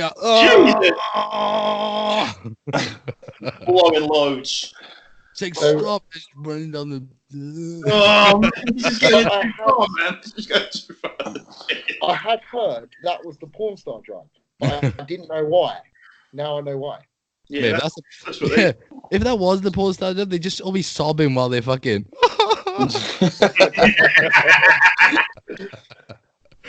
I love you. I love you so much. Did we get any questions for Joe? Did everyone get like their questions? I got some We're an hour and 20 in, you know this. We're an hour and 20. Are we actually? Jesus. Yeah, I think you got in. We've been on for about 20 minutes, so we're about an hour with Joe. I don't think I've had a single question yet. I'll throw this one at you boys. Just have a look. Let's ask Joe first. Put him on the point. Put him on the point. I'll ask you, Joe. Put me on It's the just. spot. Do you think taking gear at the age of 21 would be too young? Yes, I do. But it depends on your goals and how fast you want to get there. Everything, when you ever get asked this question, it's all about impatience, isn't it? Mm-hmm. But I think you need to, if you truly want to do well and as well as you can, I think there's so much natural potential. Like, I think of all the variables you can nail before taking gear. And like, I bet all of us here, before we took gear, we bet we didn't have everything nailed down, but not one of us did. How long were you guys training before you started gear? I think probably Dan had everything nailed because he was trained by Jordan. Probably but not for a long time. 3 years. Yeah, I've probably been training 2, 3 years. Yeah, 3 years probably. I think I was 19. Probably like 3 months. No. He hasn't trained yet. Just like taking gear before I train. No, I think it was like a year and a half, year, 2 years, just coming up to 2 years. Yeah. I was 6 years. Old. 6 years. Yeah. You're 6 years old. Yeah, that's what he's 6 years. old. 6 years training old. now. Who sees the test? Yeah, I think the answer to that question is: how long have you been training for? Do you know what you're getting yourself into? Do you know what the Have risks? you actually developed the physique, and can you develop a physique without gear before you start taking? I think there's so much information out that's so like in your fucking face now within the fitness, within this industry, that it's like, have you nailed your food? Have you nailed your training? Are you committed? Do you know what the risks are? How long have you been training for? Etc. Etc. All right, and then it's your decision. Don't let what we've said inflict your decision. Remember, it's a personal decision. Like, we've talked about a lot of things on here that could go wrong, and there's mentioned some of the bad things. It's not all fucking. Do you know what I mean? You're not gonna wicked. I'm gonna fucking get massive hard on and fucking wicked. I'm gonna be raging. You will if you take loads of training. Yeah, Take training. Remember, it's 2% of what we do. The gear is 2% of what we do. Remember that. That's one thing you got to put in your head. We talk about it 90% of the time. But we talk about it Because it's what everyone wants to. No one wants to know how good fucking chicken and rice is. Yeah, for you. no Everyone one wants to know cares. how hard your dick gets when you take some tren and how rapey you get. That's all people want to know. No one wants to hear about how your sweet Who potatoes. gives a fuck about what I eat, mate? I fucking my fries fucking wicked, yeah. Like fucking chop my sweet potatoes up in fucking triangles into fucking crocodiles, and it's sick, yeah. Fucking everyone's like, fuck off, you dickhead, you ginger cunt. Tell me what you're taking. Tell me what you put on loads of muscle in the past year. You've been fucking juiced to the gills, haven't you? It's like, for fuck's sake. Yeah. I think what Josh just said, like knowing the risks. I mean, knowing what you're getting into. The only way you're going to know that is actually doing it, I think. Yeah, know the risks, what could go wrong, but it's only until you start taking gear, you start to highlight your Achilles heel of what goes wrong in your blood work. Everyone's blood work is so person specific. So my Achilles heel, I think, is my kidneys. My kidneys came back good last time, but that's not always been the case. Everyone's got a value. Well, not everyone, but I assume a lot of you guys have a value that you look for specifically because it's gone out of range in the past. I haven't. No, I am with Josh. I haven't really, like, honestly. If I did, I would say I have no issue. One blood test, I had like red blood cells. We were like were high, and we just let some blood. Hematocrit probably. It was after prep, that one. I'm trying to think. Not really. Mine's probably my cortisol. I always sort of nag on about that. You said that before. Yeah. Joe, have you got anything that you have to watch specifically? No, I mean, whenever I've done bloods, there's only ever been things ever so slightly out of range, and they always come back in. I haven't actually found, as you call it, an Achilles yet, but maybe I will do. But at the minute, no, I've always been good. Yeah, maybe in the future there will be. Yeah, well, I say kidneys are my Achilles, but I only assume because I've been slightly out of range once. But that was enough to scare me because kidneys are something you don't get a second chance with. Yeah. Very true. For sure. So You won't have a problem with your kidneys ever again, but this will be on record, so we can just bust your balls for it the rest of your life. Go on, By the way, let's if you go ask another question. Go on, then. We've gone sidetracked on that. Yeah. 10-minute answer. 10 minutes. Someone else throw a question. Oh, this one was Dan. We said you'll answer it. What's the benefits of aubergine? What, aubergine? Dan's got to ask that because that's all he fucking eats. Yeah. I got you on it. You started eating it. Who, me? Yeah, you started. I have never tagged you in aubergine. Never. I don't think I've ever eaten an aubergine. Someone else then. Someone else. What they all say. Right, then. Yeah. Basically, what's good about all veg? It's got fuckloads of micronutrients, and aubergine is a veg, and I like it. I put you eating aubergine down to the fact that you like the taste of it. Yeah, and it's full of micronutrients, and it digests really well for me. It's his most used emoji. Yeah. Does it make your dick purple? That's the question. That's what everyone really wants to know. A little bit. A little bit. Every fucking inch counts. Get me some aubergine. Fucking aubergine going.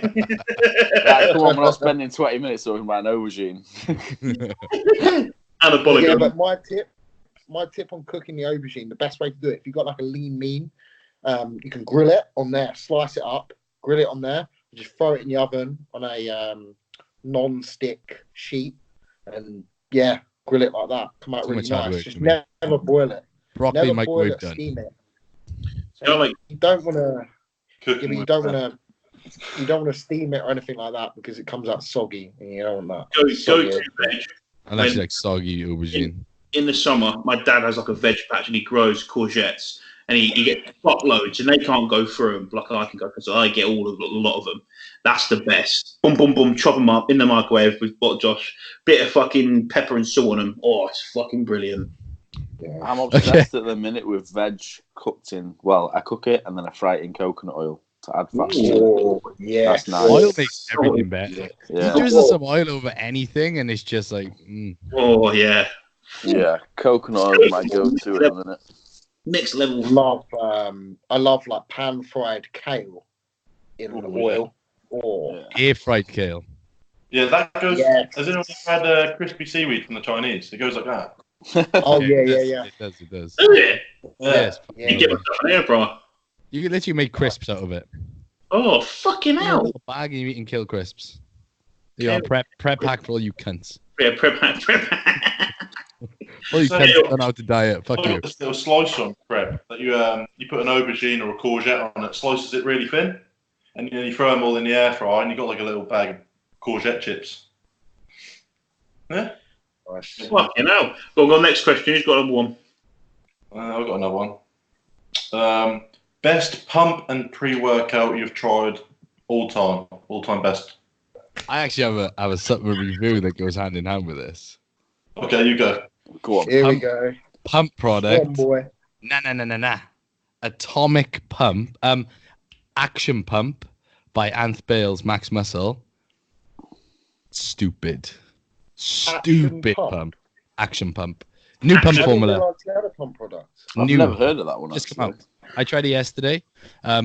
Rick gave it to me to try, me and Will, and the pump was fucking stupid. Josh, you sure that's not Atomic Bomb? Nope. Action Pump. New one. I didn't get a photo of it. I think I saw you saying you were taking some new stuff. You were like trying different things and you're blowing your head off. Oh, mate, I was like, I don't know what the fuck it was, but we took some Dr. Black, which is like, That's it. Yeah. that's the one, pump action. Yeah. took some Dr. Black, which is sort of a concept pre-workout that's not going to be released by Strom, but it's extremely high dose stimulant, which is like twice black edition. That with pump action, and my face to rip it off, and my hands, I couldn't feel them. They were so tingly. But the pump I got was fucking stupid. And Rick even said, like, the pump you get is better than Vascumax. I've started using Vascumax this week. However, Vascumax is half the price. And yeah, the pump is a little bit better, but if you pay Vascumax with some glycosides from Cardiff Sports Nutrition, the pump is even better. But as a single product, pump action is very, very good. I got a very good pump from Vascumax. Was it when we trained legs? Yeah, very good. Coffee is my go-to pre-workout. The beauty with Vascumax is the pump doesn't go. No, it doesn't. No, it doesn't. It's there to stay. And it tastes nice. I like the Cherry cola. cherry cola. Yeah. That's the one I used to like. 5 IUs of insulin. I'll give you a pump. I haven't done anything. I like the strawberry kiwi flavor. It is very good. And if you take a Maximize with your pre-workout, it does kick in that much more. All right. This is a good question for you guys. Has anyone used insulin? No. Have you? I've recently started using it, yeah. How'd you find it? This could be my supplement review if you like. It's not really a supplement, but Yeah, it would be a review of a product. yeah, I was massively apprehensive about it, obviously because of the kind of the stigma around it. Because obviously, if you're not diabetic, do you really need insulin? That is the debate. But for me, when I actually started to do research into it, people say, "Oh, yeah, it makes you fat." I've actually found it makes me stay so much leaner if you use it properly. So I use just 5 IUs of Nova Rapid pre-workout, and it spikes after about 20 minutes and then about 2 hours after that. So I take a lot of carbs like pre, intra, post-workout. Probably most of us do. And it just helps to get my blood glucose back down post-workout so I'm ready to feed again. So usually instead of just piling carbs pre, intra, post on top of each other, it's just getting me back in range in my blood glucose so I'm ready to absorb more nutrients. And obviously, like the Milos sort of philosophy is I take that and then quite a high amount of intra and EAAs and take that pre-workout, and it just helps drive them into the cells. And I've actually found a really good fullness recovery, and it's actually made me more insulin sensitive over the day because it's bringing my blood sugars down. And 5 IUs, if you actually look at it, is a minimal amount. When your body's probably producing about 80 IUs a day, it's just taking it at that time that you need it. And the beauty of it is people think it's dangerous, whereas what I've actually learned is obviously the pancreas releases insulin naturally. And when you're having so many carbs, your pancreas is actually working overload. So by taking synthetic form, you're actually taking the stress off the pancreas. It doesn't actually have to produce as much naturally, so it doesn't have to work as hard. So I was always massively against it until I tried it. And I always thought it was dangerous, X, Y, Z. But once I've actually tried it and used this is minimal a dosage, like from what I've heard Milos takes, you can take like 100 IUs a day and stuff. But So that's a combination of slow and fast release. He's obviously using the different acting, but yeah, this is just purely fast acting pre-workout. So we've gone back and forth a little bit about this and Messenger. Did you? Because at the time you said you'd never used growth hormone. You started using growth hormone with that? No, I haven't. No, still never touched that. No. Okay. And where do GDAs play a role when you're already using insulin? So GDAs I use with carb meals away from training. So I use usually I don't take a full serving of Glycomax. I only because five capsules is a serving. I'll take 2 capsules 3 times a day. So the thing is, sorry to interrupt, but the serving is for the day.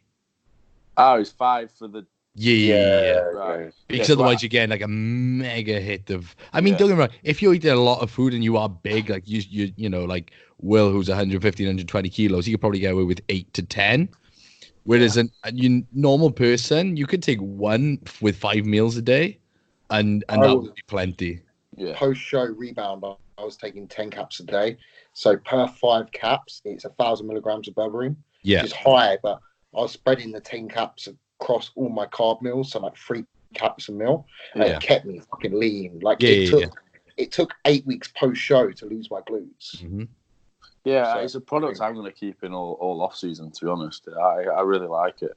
And yeah, like I say, I'll do 2 pre-cardio in the morning to drop my fasted blood glucose down, and then I'll do 2 with like a carb meal at lunch, and then I have carbs pre-bed, and I'll just take 2 again. So, and then I'll take the insulin pre. So, I'm a massive believer that you need to keep your blood glucose down, so you're not constantly processing, digesting food, just kind of stacking it on top of each other. Yeah, 100%. You said that people get fat using insulin. One of the reasons people get fat using insulin is because they don't adjust their insulin to their food. They adjust their they then take their food up to cater for more insulin, which is stupid because they can't eat that amount of food, so they get fucking fat. No, 100%. That is the reason. It's not down to insulin. It's down to the fact they're eating more food than they need. Yeah. So I started on 5 IU, and I have not changed that. My food pre, intra, and post has all gone up, but that has just stayed the same. Of course, but your food has gone up because it's part of the process. Yeah. That is just an assistance tool. Like that, I don't want to change that from 5 IU. I don't want to take it any higher. Well, this is the thing. Like people will do, like they'll use more insulin, but they'll bump their food up when they have no need at all to, instead of using less insulin to cater for the food they're eating currently. Yeah, of course. That's why people get fat. If you just saturate your cells in glucose all the time, you're quickly going to become insulin resistant. Mm-hmm. So, and for me, as soon as you become insulin resistant, then that's off season pretty much over. Like, you need to resensitize. Definitely. The law of thermogenics don't change just because you're using insulin. If you're in a surplus, you're still going to gain body fat. Exactly. People think you can take something, you can take gear and just. This is the thing. People think that insulin is the key. Just like GDAs, though, people think that GDAs you can eat more food because you're not going to get fat with it. That's just fucking retarded. No. You know, that's just so stupid. That there's no logic there whatsoever. It's going to help with insulin sensitivity. It's going to help shuttle the nutrients. But if you're eating more food than you need, you're going to get fat. Doesn't matter what the fuck you take. Yeah. So yeah, that's covered. That's a good idea. Summed up. Has anyone got any other questions? Because I got a stupid question. Someone asked me if is World War III going to happen. Is World War III going to happen? And I don't know anything about all the political shit that's going on. So did you see the tweet about that? Actually, it was fucking funny. So it says like Russia and Poland and Eastern Europe, they've got 15-year-old kids looking like Brock Lesnar, and we've got like gay boy, like bisexual that wear like £600 Balenciagas. Like, what chance do we stand if World War III breaks out? We're just gonna get absolutely fucked. Yeah, I'm gonna find some cunt with a bunker and I'm gonna make friends with him. Bro. I don't know. I have no idea what's going on. I don't get involved with politics because I just fucking can't be honest. Yeah, I'm not interested. And I'm just watch bodybuilding on bollocks and old videos. Yeah, but I don't even watch the news. Don't even stick it on. Depressing. Yeah. No point. If World War III happens, then it happens. If it doesn't, it doesn't. That's probably would happen without me realising because I'd just be going to the gym, eating my food. You know what I mean? It's so bad, but yeah. What a set of leaders we have though in this world. You look at our leaders, absolute joke. We have Boris Johnson, fucking the clumsiest man on planet Earth. Donald Trump. The names alone are like they're clown names. Oh yeah, it sounds like something for Looney Tunes. Hello, my name's Donald. Yeah. Then we have Vladimir Putin. Like he's probably the funniest one out of them all. I reckon he'd beat them all up. He's the funniest one of them all, though. You've seen like he looks hard as nails. Yeah. Then we like, have Kim Jong Un. He's just a fat, angry guy. Hell. Shit, sorry. Yeah. What a mix. I know. And then we got us retards talking on a podcast. I mean, fuck me. Yeah, it just gets worse and worse. You better be careful what you're saying. You don't know if Donald Trump will tune into the podcast. I'll send him a WhatsApp and tell him to us. We're all banished from fucking America. Never allowed to stop in the States. You're seeing his next tweet. His next tweet, we tweeted about it.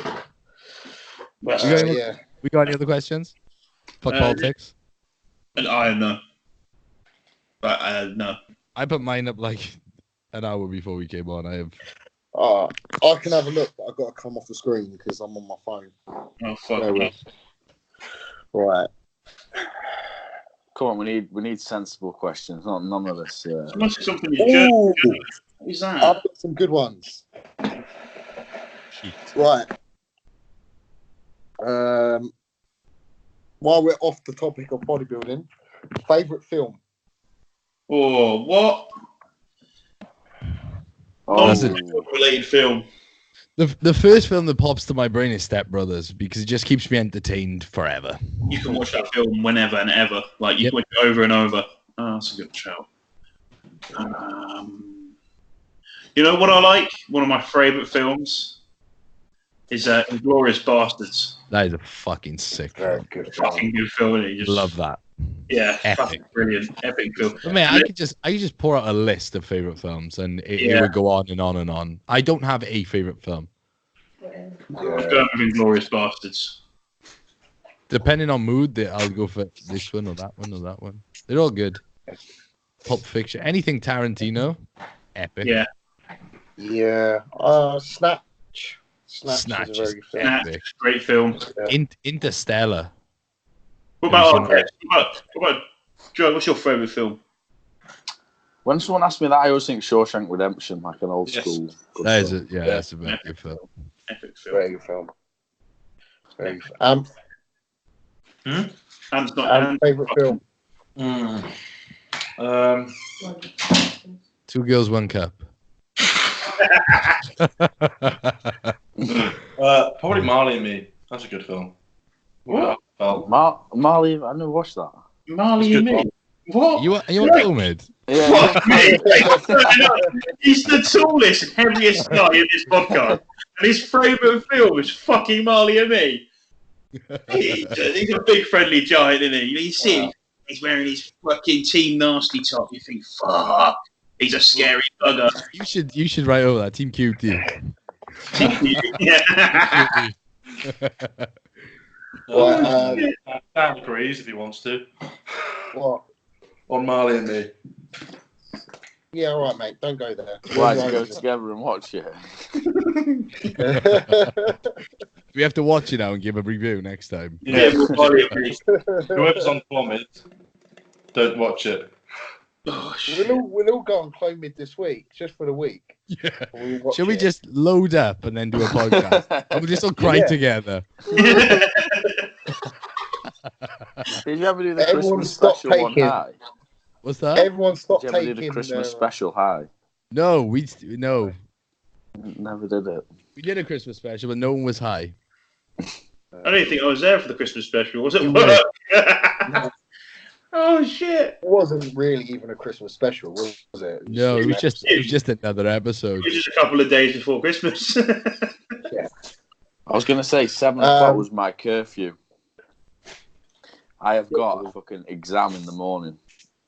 9 o'clock exam. Not great. 9 o'clock exam. Well, Yeah, man. good luck on your exam. ideal. No, I'll be alright for a couple more questions. Oh, all right. Yeah, Alright, let's 'cause I let's wanted get to, through questions. Let's get some quick rounds. We've been on for an hour and 43. Just talking about shit. All right, so this question, because I wanted to hear this from Joe especially, because I know he knows a few big guys. Most impressive bodybuilder you've seen in their off season? Sasan Ooh. Karate. All I day. thought you were going to say that. Yeah, all day. Like, and not especially off season, but when I used to train with him, that guy changes in prep. It is something else. Like, I've got videos on my phone of his quads, and I was probably like 19 at the time. I was like, I've never seen anything like it.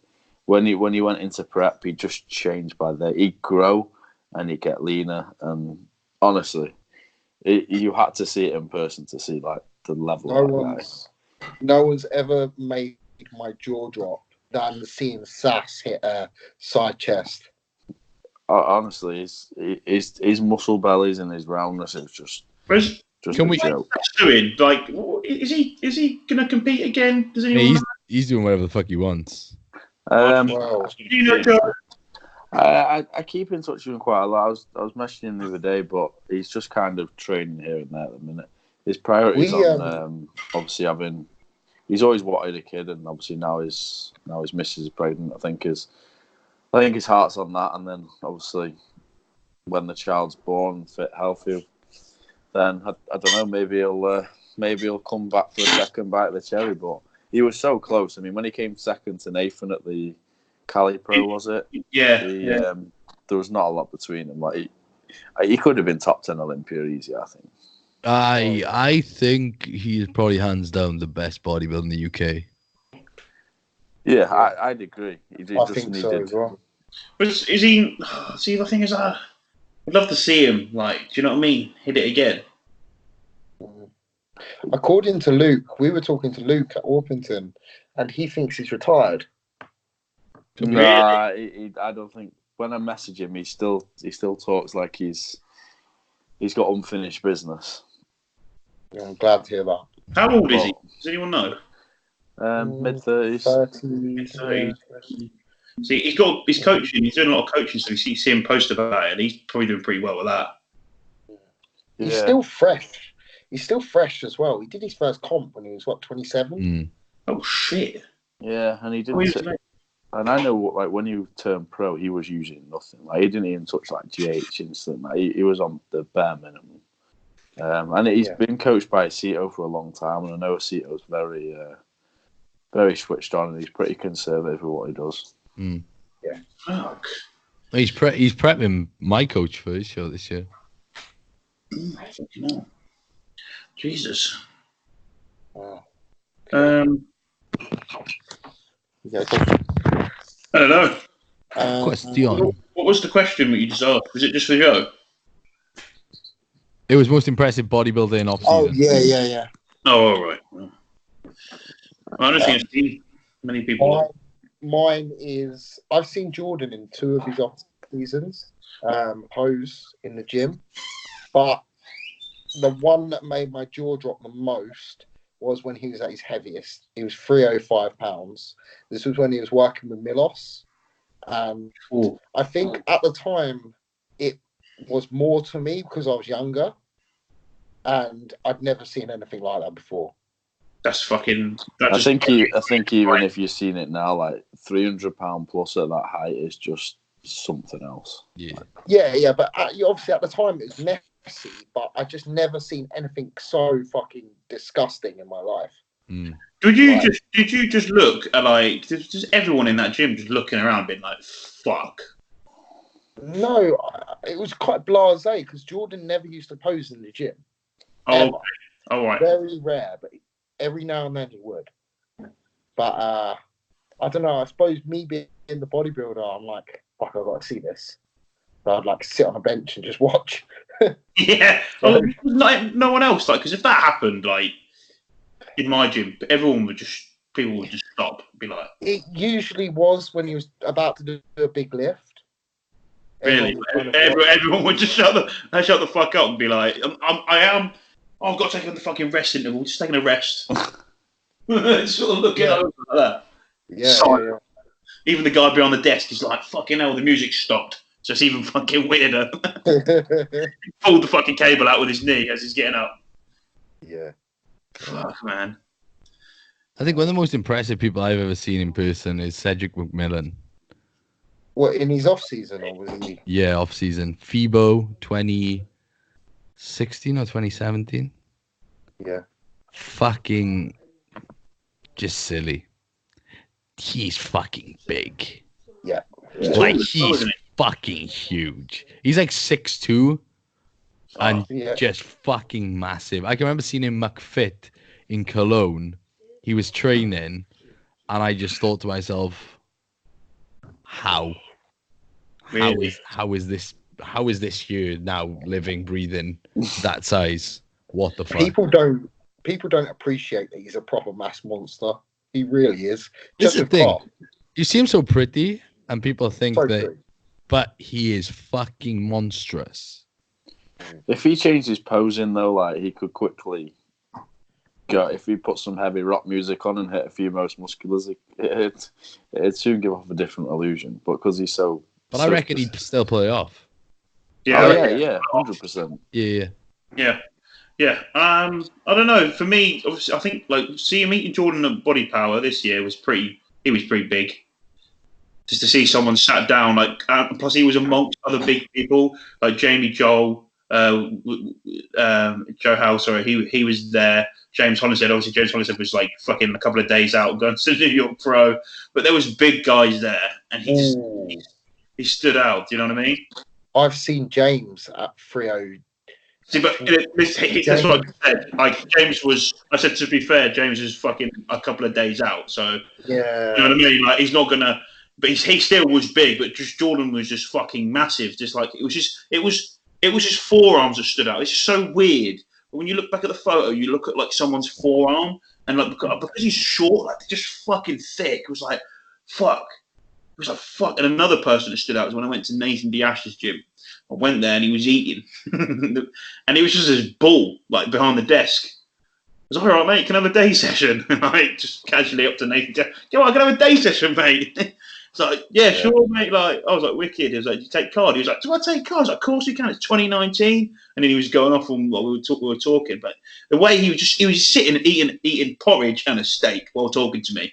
And then his wife comes in and he goes, he goes, I've got a snack. And he fucking eats a bacon sandwich. I finished. He eats his missus. No. Eat a bacon sandwich. As I come out and finish my session, we're talking about my training, blah, blah, blah, etc. And then he's like, oh, sweet, just pulls out another steak and fucking porridge. And this was after, I think he'd just come back from Germany. Fucking crazy. I was like, but yeah, he was pretty big and loves it. Like, but I think it was the volume of food that he was eating, like how quick. But also, I'm just coming off post show. I was just coming off post show as well, so I was like fucking food. Fuck. Yeah, he got me on the cinnamon hype as well. Yeah. I have a question for Joe. Being as he's our guest, I want to know, what is your plan for 2021? I don't have a plan at all. Why are you taking a whole year out? Because next time I step on stage, I don't want to be even recognisable. Are you going to be in the open class? Yeah, we'll be. Well, yeah, we'll be class 3 again. We'll reunite, Josh. Yes, we fucking will, because I'm stepping on 2021. Yeah, but honestly, I don't have a plan. I don't know what to do. I might be the level 2, but I really don't know. I've never took any decent time away from stage. What is your long-term goal in bodybuilding? I will have a pro card at one point. And then it's the decision of you are a very small fish in a fucking big pond again, and then it's how far do you take it from there? And it's more. I do want to get to that level, but then past pro card, I really can't see past that yet, because I think that's like an achievable and within distance. But then to start saying, "Oh, Olympia, winning pro shows," it's anyone's guess at the minute, and it's your lifestyle's got to reflect it as well. Like, I'm gonna have work commitments, fucking family, all of the shit. So a little bit far ahead, but I mean, I've never had more than 6 months off season for the past, because I've competed every year. Yeah, and by the time you've come off gear and you've done a site, you've only got a realistic, like a very short off season. So you can only put on a good few solid pounds in a year. You can't. You can make improvements, but you can't look worlds apart. So I think that's why I need a year off. And then seeing I think Andy Scott had a year off. He took class 1. Josh McHale, he had a full year off. He took class 4. Seeing people that have had time away from stage, they are the ones this year that made the big difference to the physiques. So that's kind of what's motivated me. And that's kind of why I'm staying lean now, because I've got a long road ahead. I will get fat at some point, but if I'm fat now, then I'll be mini dieting in a few months. So, but see how it comes. I mean, just fucking progress, live and breathe it, and hopefully see what 2021 brings. But hopefully it'll be good things. Is there any specific titles you would like to get at some point?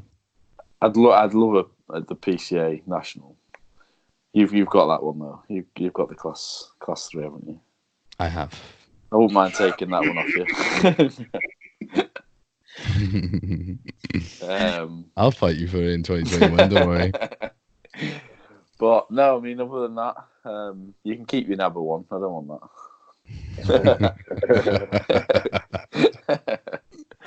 I'd love a PCA national title. That'd be very good. It's whether I go into novice or class, just jump into class 3. But Class 3, fuck novice. Yeah, it's just the same situation as juniors. You come up against people that are fucking 10 foot taller than you and 50 Why would you go pounds heavier. into? Why would you go into novice? Exactly, and not just that. Just novice is like the pussy's way to get title. I think like class 3 is where you belong now. Do you know what I mean? Yeah, Like you've dabbled in there. You did well at the England. You belong in that class. There's nowhere else for you to go now. You have to go into that class. There's no other option. I will be in that class. It's the thing is with me, I was umming and ahhing and doing worlds because that'll be my last junior show. But I haven't progressed enough yet. That's why he's lean, boys. Look at that. No. Do it. You're doing that. I'll tell you something. We'll have a rematch. This is just from experience. The world's is not as high caliber as the British. No, when I seen the world standard, I was kind of surprised.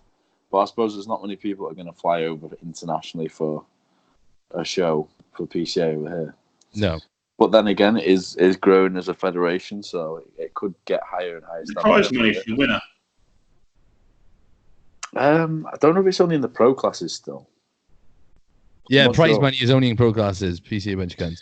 Sorry, I didn't say.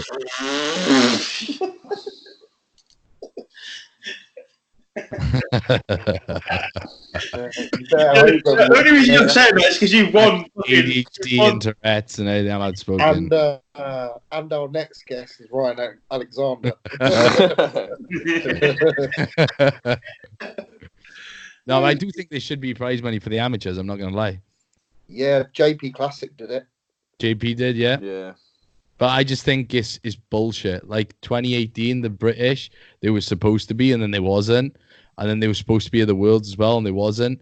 And it's just a load of shit. You would have been fucking a few good richer, wouldn't you? I had a couple of quid in my pocket. Couple of quid. Yeah, I just think at the, I don't know. I just think the amateurs should be awarded something as well from a federation that's making so much money. 2018, if you placed, you got you get a goodie bag, didn't you? I got a goodie bag on my pro card and then I turned it down. Yeah. Get goodie bag. At the end of the day, we've all got to take trend with no sides. We're all taking the risk. So why not? Wait, what? We're all taking trend with no sides? Well, taking trend, sitting on cakes and eating cock and just living life as better. Exactly. I'm just curious to see what your plans were and if you had any any plans for 2021 or if I don't riding know the wave until then. Yeah, riding the wave. I don't know if I compete early, mid, late. I really don't know. Also, Joe, your plans for 2020 or your off-season plans? What are your benchmarks you set? I know it's very unrealistic, but I'd love to compete at £200. But that's a long way to go. Like I think I'd need a very tidy 225. You'd be amazed at the end of your year off, because I was amazed at how much I've changed visually. Yeah, I mean, what were you this year? At Manchester, where I probably was a pretty decent balance, 180. £20 is a lot. Yeah. Let's see who gets it first, because we were the same weight on stage pretty much. Yeah, we weren't far off. But yeah, 200 is a big jump. But I think with our physiques, if you put £20 on that, then it would look pretty freaky. I told when I did the PCA London, I told everyone my weight after I come second. Everyone started laughing. I was like kilos. I was like, 77, and they were like, "What? I've got 20 pounds heavier than you." I'm you fucking tiny. I was like, I'm so used to you and that, man. Yeah. It's like, how much do you weigh? I'm like, 81.5 kilos. Like, I love how specific you can be as well. 81.9.3. There was someone when I was in class 3 of the British. There was someone in the crowd, and I'm not gonna name said person, but there was someone shouting, "Take him back to Classic. He's tiny." And then my brother looked over to him when they gave me first place and went, "Looks like Classic just won class 3."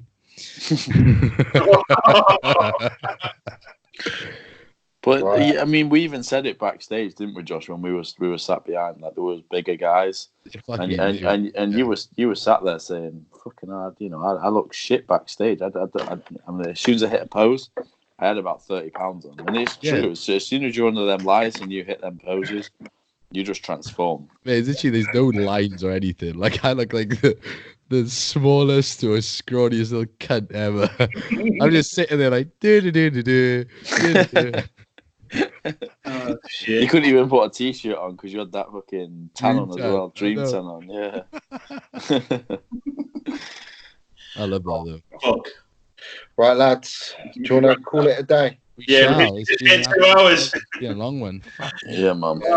Meal. Everyone keeps telling me how long these podcasts are. They're like, I can't get through them because I don't have the time. Yeah. Just put it on. If anyone's listening to this, put it on in your car. It will. We should have it on. Hopefully, we get accepted.